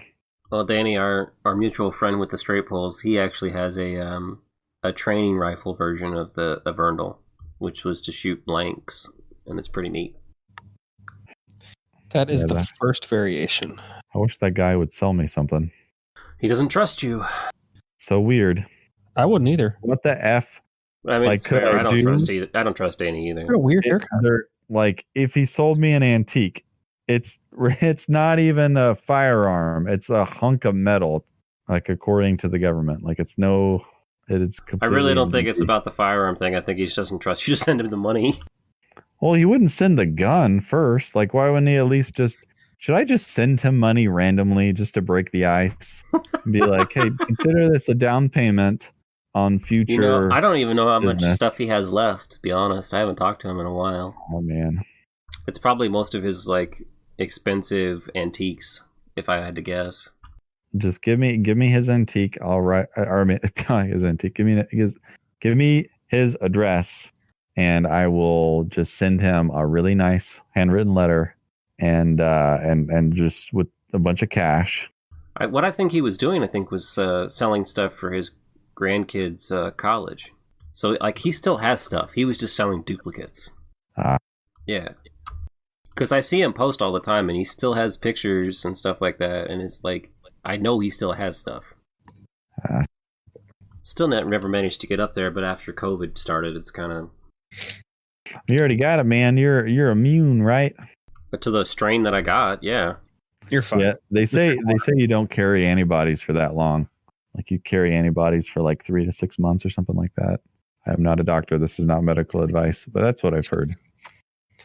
I don't understand how my wife got it, but I didn't. That's what happened in my house. I got it, and none of my other family members got it. Well, I guess it's common. Were they tested though, or were they just asymptomatic? All the people were tested, even the girls. She was tested. I was not, because it took her like 2 hours of phone calls to even go get a test. I'm like, I'm just gonna die. It's fine. Like, yeah, when you start coughing up blood, then you can worry. It's like, if I get sick, fine. We'll just chalk it up to that. If it's not, I'll be all right. You guys got anything exciting in your Gunbroker watch list? Oh, no, not really. I think I only have like 250 guns in mine. Oh man, you really whittled it down. Yeah, it hasn't. I used to have like 400, but there haven't been as many people posting cool things. Yeah, that's been like the weirdest thing with ever since COVID started. Like the amount of stuff surfacing has gone down. It's like people are hanging on to it or something. Like they're not just conducting business like they usually would. Yeah. So large ring C96 for $2,400. That's actually a pretty good price. Oh, I talked to there's this guy that I know from the gun shows. I saw him today. He had a World War I Colt, 1911, like a 1917 dated gun that I was going to talk to him about trading the Rand for, but he sold it already. I was a little bummed. We haven't been able to really go anywhere here, so I can't even see what deals are out there now. That's crazy, man. Yeah, for it's over. Did you? Oh, sorry to interrupt. Going on a year, then you've been locked down. No fun shows. Yeah. Danny, have you seen this guy on? I've seen this before. A couple of people have posted this on a couple of different M95 groups, but there's this guy that does 3D printed single shot adapters for M95s. What? So yeah, so it's a 3D printed block, and it sits in the slot for where the in block clip would go, and it holds one round, and it just stays there. Sled. Yeah, that's neat. They have them for M1 Garens, whatever. Here, I'll post it in the chat in the main text channel. Yeah, they even call it a sled. Okay. Yeah. That's a decent idea. He also has an adapter for the Berthier and the Carcano. Yeah. That's how you know you got a good magazine design. People are making adapters just to like negate the magazine. Yeah, like the M1. That's for competition. Uh-huh. Does he make one of those for any Mauser magazine guns or just Mannlicher magazines? Just M-block clips, yes, Danny. Oh yeah, I guess you wouldn't need one for a Mauser magazine because they just work. They don't need a clip or anything to work. Just gonna let you guys fight that out. Oh, did I tell you, Danny? I bought a I don't remember who it was that messaged me, but somebody randomly messaged me and was like, "Hey, what is this thing?" And it's the front sight protector for a 31M, which, if people don't know, that's the Hungarian converted M95s, and they're almost always missing the front sight protector. And it had the full assembly. He's like, "Oh yeah, this was just like in a box of stuff I got, and it was like in a little baggie, and it's the full assembly for the front sight protector." And I'm like, "Oh yeah, I'll buy that. How much?" And he goes, "Oh, $20. Yes. Like, yeah. Sure. I'll find a use for that someday. I have no idea how much those are worth, and I don't even. So now you need a 31M. Yeah, and I've been looking for one, but for whatever reason, whenever they pop up, they're like $500 or more. Oh man, yeah, I saw one today for like $350 at the show. I'll punch you, Danny. I mean, it could have been. I just saw an M95 and I was like, what a piece of shit. I'll just move on. Okay, here we go. 31. I don't know what a 31M is. Like what it looks like. It's the exact same. It just has an H on the barrel versus the S, and then they have a front sight protector. Okay, because they desperately need a front sight protector, which is just a little. It's a little hood that has a screw hole underneath it that basically slides over the barrel, and it just sits there over the top of the sight. So this is a little known fact about the M95s. So when they ran out of ammo, they were supposed to use the nasty front sight blade as a weapon to defend themselves. Screw you! Come on. Dude, those front sight blades on the M95 has got to be the most dangerous thing on a gun ever. Like they're tall. I'll tell you what. Like pointy, really sharp. The front sight blade that's cut me is my Chilean Mauser. It has been, I don't know who did it, but somebody filed it, and it is friggin' sharp. Ugh.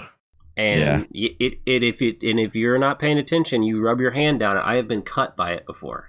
Oh man. Yeah, that's a FUD mod, man. Gotta file that down, make it more accurate. Accuratize this thing. Not being smart, but wouldn't filing it down make it shoot? No, not filed down, filed thinner. Oh, okay.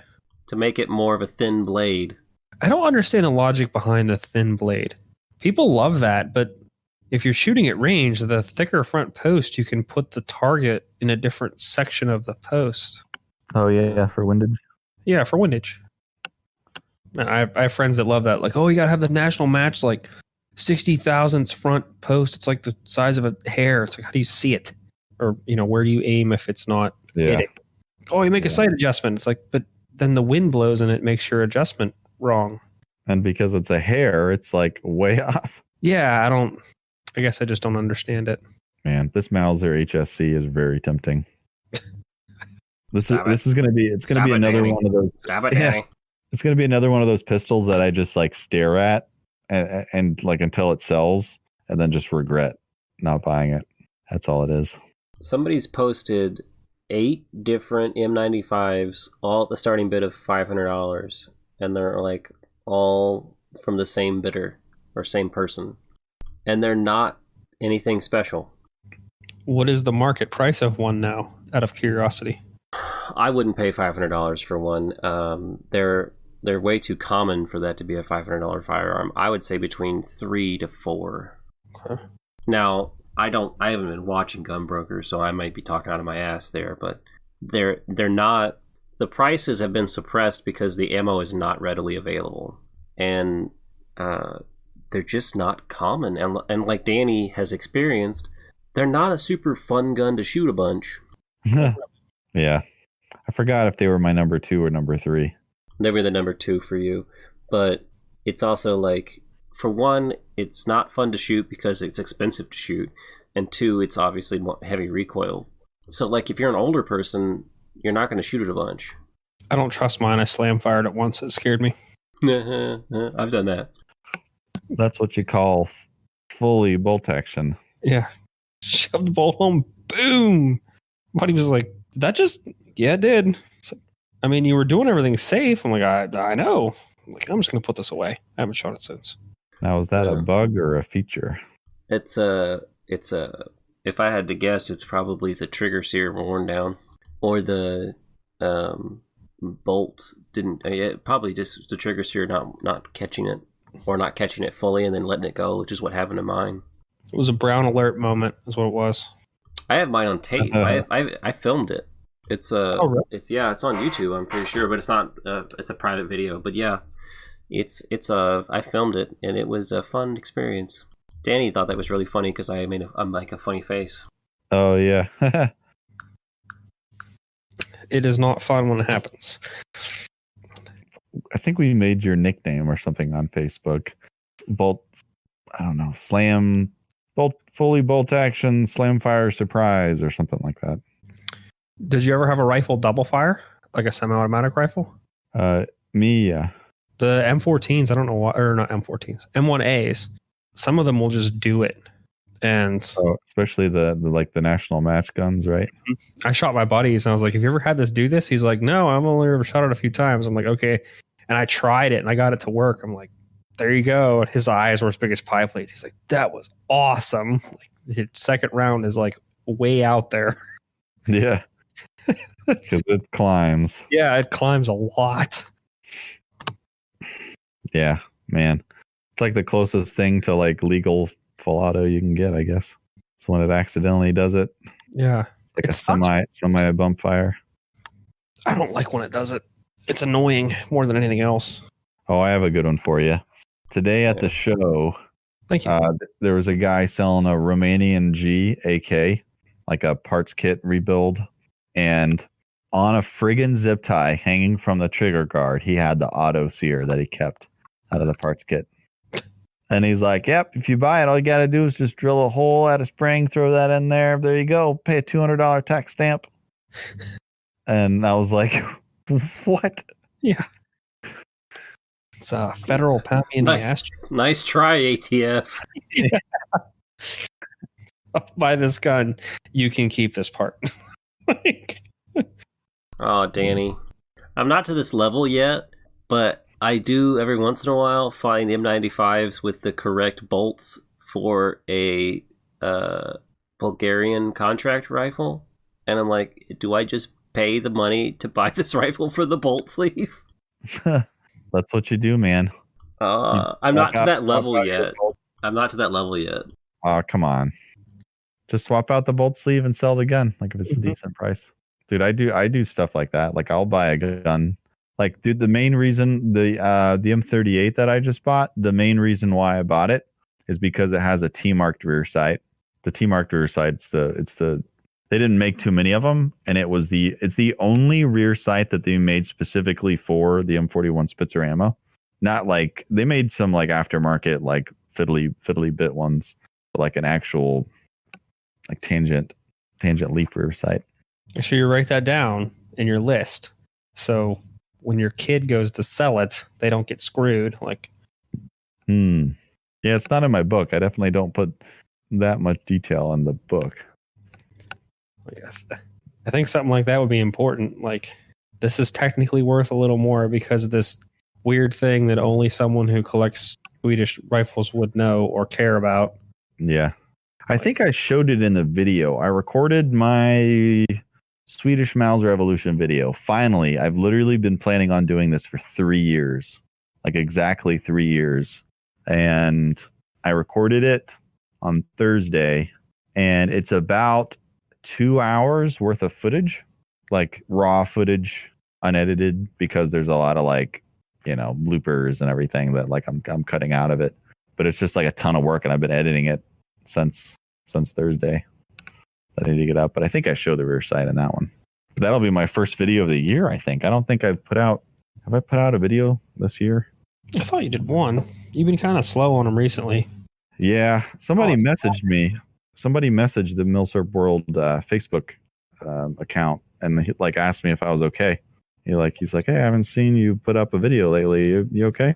Everything going okay? I was like, aw, real nice of you, Ed. 3 weeks ago. Oh, yeah, exactly. Yeah. Okay. January 1st. Okay. So I did do one this year. It was your don't give up on gun shows thing. Yeah. Yeah. Which is like the price gouging thing was really irking me with that one. Cause I don't know if you want to play devil's advocate here, Aaron, with the whole like price gouging thing. What's your feelings on the current Milsurp market and like price gouging, like high prices? And I just won't pay it for it. You know? I'm not gonna like. I don't know. If they want to, if they want to try to sell it for that, then whatever. If that's their business, I'm just not gonna buy it. That is the correct response. That's exactly my response too. Like, I'm sorry, your $800 Mosin is not an $800 Mosin. It is a $300 Mosin, and if you want to sell it for $300, I'm your guy. And if not, you can just hold on to it. That's what I just said. This guy that's trying to sell all these M95s that are just basic M95 34s, and I've seen where he got them from. He got them from Sentry. They're all Sentry boxes. They're all Sentry tagged, and they're all still in Cosmoline. So they're all straight from Bulgaria. So these are like $350 at a normal price, and they're nothing special about them. They're just standard. One of them has a bolt sleeve that I was complaining about, but other than that, the rest of them are just standard. I think it's the only way to get the market back in, like I would say, under control too, is just don't pay for it. Like, if you don't think it's a good price, then don't buy it. Yeah. I just don't have the money. I'm not flat out. I don't have that kind of money. I'm not gonna spend $500 on it because I don't have it. Yeah. Unfortunately, people are definitely paying for it because, like, I saw it today, man, at the show. People you just have to stop. Like, people are just gonna have to stop doing it. Like, stop buying it, stop shooting. Which really sucks because, you know, like if people, you know, maybe don't have ammo, you're asking people that don't have ammo to like don't enjoy like the, you know, the thing that we love doing, you know, going out and shooting guns. But yeah, it might be the only way to get it back under control. And it's kind of a perfect storm, man. Like, I remember a lot of scares and stuff, you know, in the last few years, like you know, back in 2012 and everything. And this is a particularly bad one. It's quite the doozy. 2016 was the same way though. Yeah, both elections. Yep. And then whatever year Sandy Hook was. 12 that was one. Just that's what I would totally say to anybody, like, what do I do? Don't buy anything. If you don't have the cash or you don't think it's worth it, don't buy anything. Like, you'll be okay. You can, you know, give time to catch up. give supply time to catch up, and you'll be fine. You know, it's a weird thing that sells out during like scares. Like, I wouldn't say this is like a scare right now. Like, this is something like different. But like the 2012 and 2016 things, I would definitely say was like a scare. Everyone was like, oh, Obama's going to ban it. So everyone was, buying it. But the thing that everybody bought was 22 long rifle. And I can't remember which election it was, but like 380 disappeared off like from the face of the planet. Like, it was a weird thing. Everybody wanted 22 and 380. And I was so like what? Like 22? Like, you're afraid of a ban, so you're buying 22, like literally the very last cartridge they would ban. Like, they would ban all of their cartridges first. Yeah, that's cheap, and you get a bunch of it. Like, I've seen things too, like, oh, it's the ultimate survival round. Huh? Like, don't get me wrong. There's probably more deer killed in this state by 22 than there is anything else. Like, but I would not consider it a survival round. I don't know.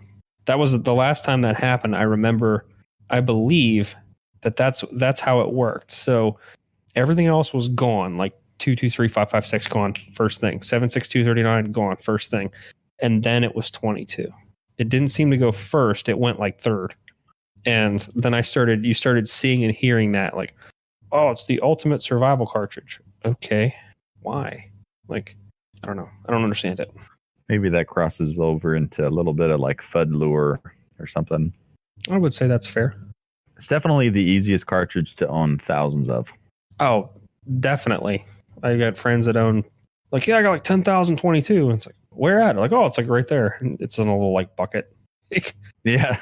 Okay, good for you. Oh man, Danny, I want you to buy that rolling block. Yeah.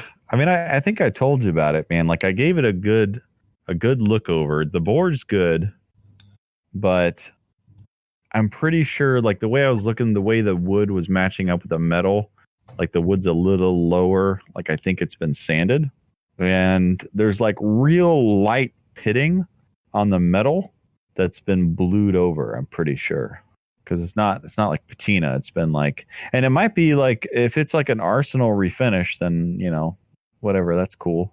But okay, yeah, the one you just sent me there, I'm looking at it, and like, I'd prefer that. Like, that's just kind of, the bluing's worn off. It just kind of has like a browned, patinaed, some places in the white kind of looking receiver. Like, an honest wear on the stock. I'd prefer that to like too good a shape. Like the one almost too good a shape. Yeah, but this is, $650, and it's probably going to go for that or more. Probably around $7. I just think a rolling block in a smokeless cartridge would be super cool. Yeah, I know, man. Like, I keep thinking about it because I love 7mm. I've never shot a rolling block. Like, I've owned that other rolling block in 7mm, and I never shot it before I traded it off. But the sight's backwards. Oh, is it? Yeah. That's hilarious. Picture 29. The sight's backwards. Front sight. Oh, yeah, it is. Nice. I mean, it drive it out and flip it around, but the sight's backwards. Yeah, it totally is. Oh.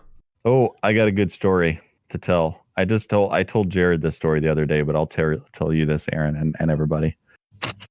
So the Swedish carbine that I picked up a couple days ago, I got it home and I'm looking at it and I'm like, it just kind of looked familiar, because it had the disc comb, or the comb disc on the stock, and I was like, man, it just looked really familiar.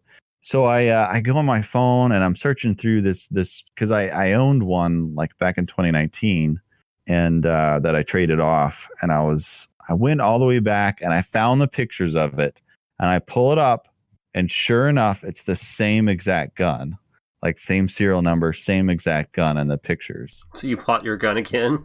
Yeah, he called me laughing. Yeah.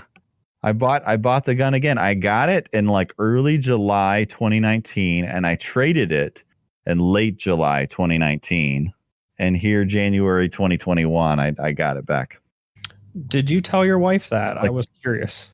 I did. Yeah, I told her the story. She thought it was funny. She was like, "Oh, you should make a video or something on it," because it's a funny story. Like, I got the rolling block from a gun show.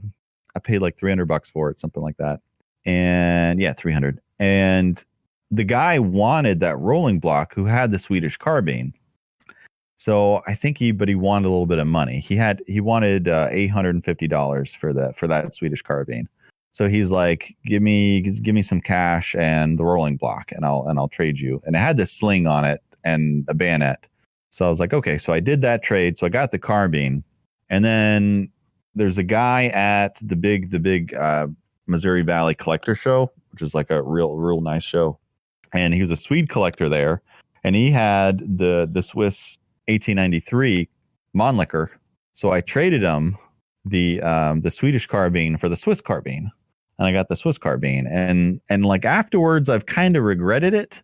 Like I thought about like, oh man, I traded him a bayonet and a bayonet and a rifle and a sling, and then like now especially like Swedish carbines are a lot more expensive than Swiss 1893 carbines, even though Swiss carbines are way more expensive. Like it's kind of crazy. So I'm like, oh man, like that was really, that was not in my favor, that trade. But I mean, I did get something cool and rare and whatever. But yeah, sure as shit. The guy that I got this carbine from, I was at the show with him, and he got it from a Swiss collector, like a big time Swiss collector.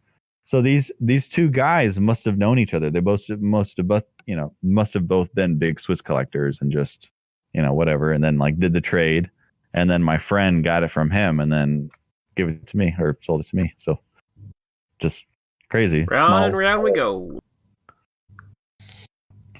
Bought the same gun you already owned. Yeah, and less too. It's crazy because it was like $850 when I got it in 2019, and then it was $600 when my friend bought it. That's great. It's still funny. Like, yeah, I bought this gun. I've had this gun before. Like, yeah. So I owned the same gun twice. I don't know. This is interesting, Danny. I found a guy on Gunbroker that all he does is make dummy snap cap rounds. And he has like everything. He's even got Verndl, 11mm Verndl. Like, is it a dummy cartridge or is it an actual? They're like actual brass cartridges, but with like their snap caps. Are they 3D printed? No, they look like they're brass. I think I saw them. I didn't click on it because I'm like, oh, I was just looking for something else. But check this guy out. He's got some live stuff mixed in and around randomly, but like. These are all like snap caps. It sucks. There's only one picture. You can't see how he like. I figured that there's like a bullet seated on brass with like something in the primer pocket. But interesting for sure. Yeah, people make all kind of cool stuff like that. There's a guy on here that sells brass for all kind of obsolete stuff like Verndl and Beaumont. I think there's even Siamese or Austrian. But it's brass. He made it into something else. I'm like, oh, I wanted to do that, but somebody beat me to it. It's a rubber inserted into the primer pocket. So unlike Tipman makes snap caps, and the it's like a brass plug, and the brass plug will wear out. These wouldn't. These are actually cool. They've got 8x52R Siamese. That's pretty, that way you could like run through. Yeah, and it's actually. If this is correctly shaped brass, that's actually not that bad of a price for the brass. As funny as it is, because it's $22 for five pieces of brass, and that's not that much different. People make all kind of stuff now. It's pretty cool. I like that. You can just the mentality of I need this. I'm just gonna make it. He's even got Murata 8x53R, Danny. Huh. That's a really odd one. The Japanese tube. Yeah, the Japanese pre-Arasaka rifle. I've seen one once at a gun show a long time ago. Well, they had them. They had them originally 11mm, and then they made an update to them, and then they were 8mm rimmed case, and then it went to the Arasaka. I saw one of the hook safety guns sell recently on Gunbroker for actually a decent price. The Type 30. Yeah. Mm-hmm. I was surprised when I saw it, and the guy who had it actually had a bunch of cool stuff like that. I think it's all gone now. Actually, the Type 30 and the Siamese Mausers are related because the dust cover for the Siamese Mauser is the Type 30 design. It's the Type 35 dust cover. Frick. Whatever. Actually, I'm tired. Actually, Man, he's got the done goofed. He's got the remember the Verndel carbine I told you was a different dimension? He's got those snap caps. What the frick? someone has too much time. This is nuts. This is neat though. I've never seen this guy before, and this is pretty cool. If you wanted to train on loading and firing in your house without having to blow some shit up. I feel like if you're down to using a Siamese Mauser, it's over. Yeah, sure, whatever. Don't laugh at me. I'm not laughing at the fact that that's your last line of defense. What I'm laughing at is the ammo is so obscure that you have no hope of ever resupplying yourself ever. Like I don't know.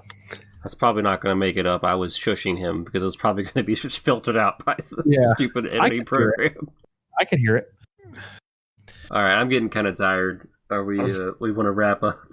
I'm good with that. I don't know if you have anything else to say, Dan. We've been talking for over 2 hours. Yeah. Nothing else. Oh, just it was funny when I got to the show. Did I say this already? When I got to the show, like first thing, I walk in the building, and these vendors, they were like yelling, they were like arguing.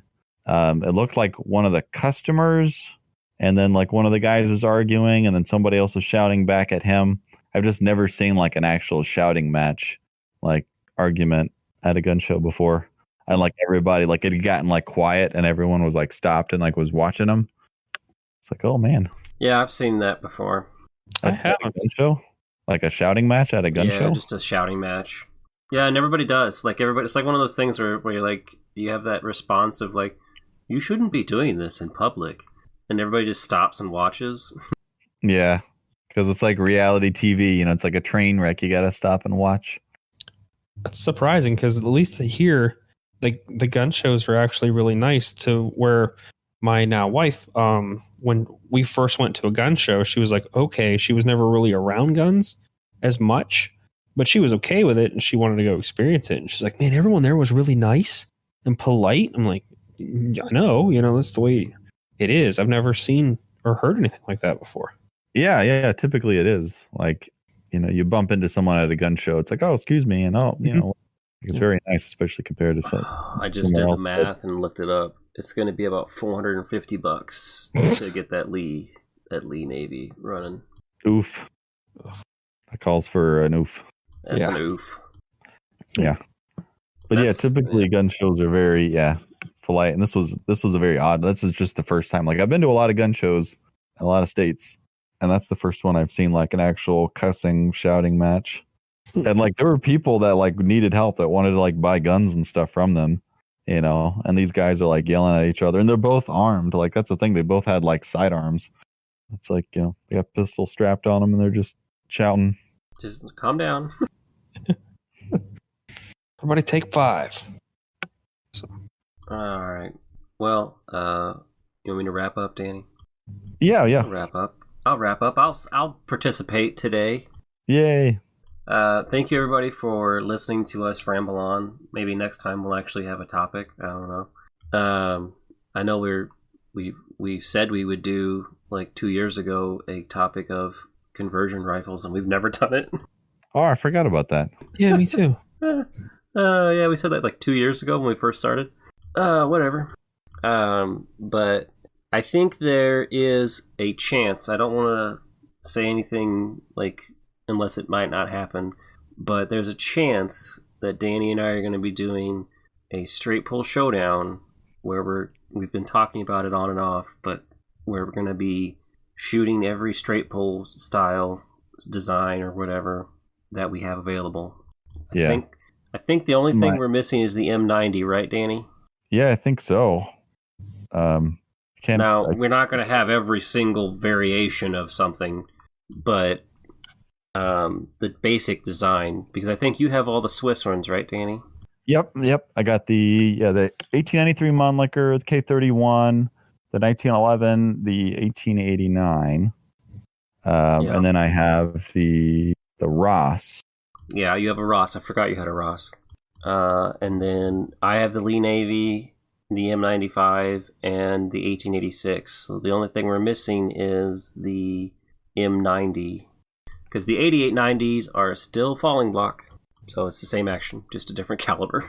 Before anybody gets onto my case about those. Yeah, I feel like that's so close. It's like, meh. Well, the M90 is a turn bolt, so I mean it is different. Oh, okay. Yeah, the M90 is so the M90 is probably, if I'm not know for sure, just guesswork, but I would assume the M90 is like the prototype, like the genesis of the M93, and then eventually the M95. So it is a turning bolt design. It's just a straight pull, like the bolt head rotates, I should say. Oh, there's a fancy way of saying that. Yeah, I don't know, what is that. It's a rotary bolt. There you go. It's not a falling block. It's the bolt head rotates, and so it is different. I just don't know where to get one. And if I did, I probably don't have the $1,000 it would cost. Yeah. And that's getting into like we got 3 different Mannlichers. It's like this isn't a Mannlicher showdown. I mean, it kind of is, because I mean, what else besides Switzerland? It's pretty much it. Yeah, well, the Canadian and then the American straight pull. Oh yeah.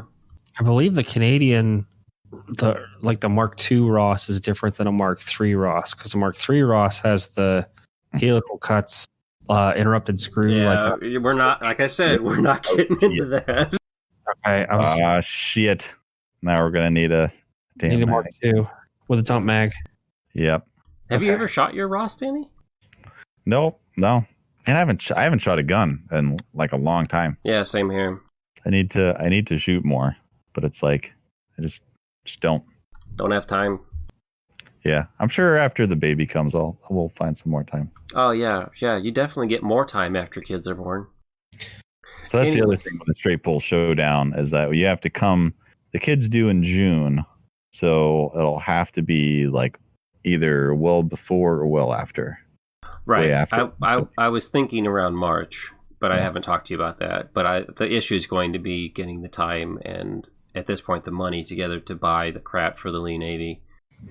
Because honestly, going all the way out there for a straight pull thing and not shooting a Lee Navy, even though I have one, is ridiculous. That would be unacceptable. Yep, that would be unacceptable. Everybody, because if we did that, everybody would be like, "What about the Lee Navy?" They'd all say that in the comments. Well, because I keep bringing it up that I have one too, and I'm going to keep doing that because you are now. It's that awesome. You're not only just the Mannlicher guy. You're not just the M95 guy. You're like the M95 guy and the Lee Navy guy. Yeah, because that's how ridiculous it is to try to find one of them. Yep. Did you see Gray Blanket sold a Lee Navy? No, I didn't. A week ago. How much was it? Yeah. It went for $1,500. Mm-hmm. Yeah. Huh. I sent you the link. Yeah. The stock was sanded, I think.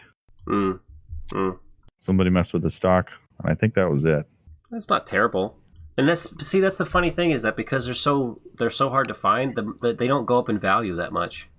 It's weird, man. They're so stagnant in price. Like, I remember them selling for about that much money, like when I first found out about them, like 10 years ago. Yeah, anyway. A lot of guns are that way. Like M1 Garens are a little bit that way. They've been selling for about the same price, like for 10 years. Yeah, it's such a niche thing that there's not enough movement for the price to keep going up. You know what I mean? Yeah. All right. Well, that was another tangent that we went on at the end of this, but trying to wrap it up. Yeah, I'm trying to wrap it up. Thank you all for listening to us ramble on about whatever came into our heads. Does anybody have any plugs or ideas? I know Danny's going to have some new videos coming out here soon. We just talked about that, right? Yep. I'll have my Swedish Mauser Evolution video coming up pretty soon, and I have a couple more in the works, like trying to do a good comprehensive Red 9 C96 video, because that doesn't really exist. Like just something just only really covering the Red 9 and actually going into the Milsurp archive and getting like documentation behind what we're going to say. So yeah. Maurer is a great resource. Yeah, he really is. He's a good guy to help out on this stuff, because as a historian, he could just hold it and save this sort of knowledge, for his books and stuff. But, he doesn't. He actually cares about, spreading, history and sharing this information. So. All right. Well, thank you guys for coming, and have a good rest of your evening. Yep. Thanks for listening, everybody. Thanks for having me.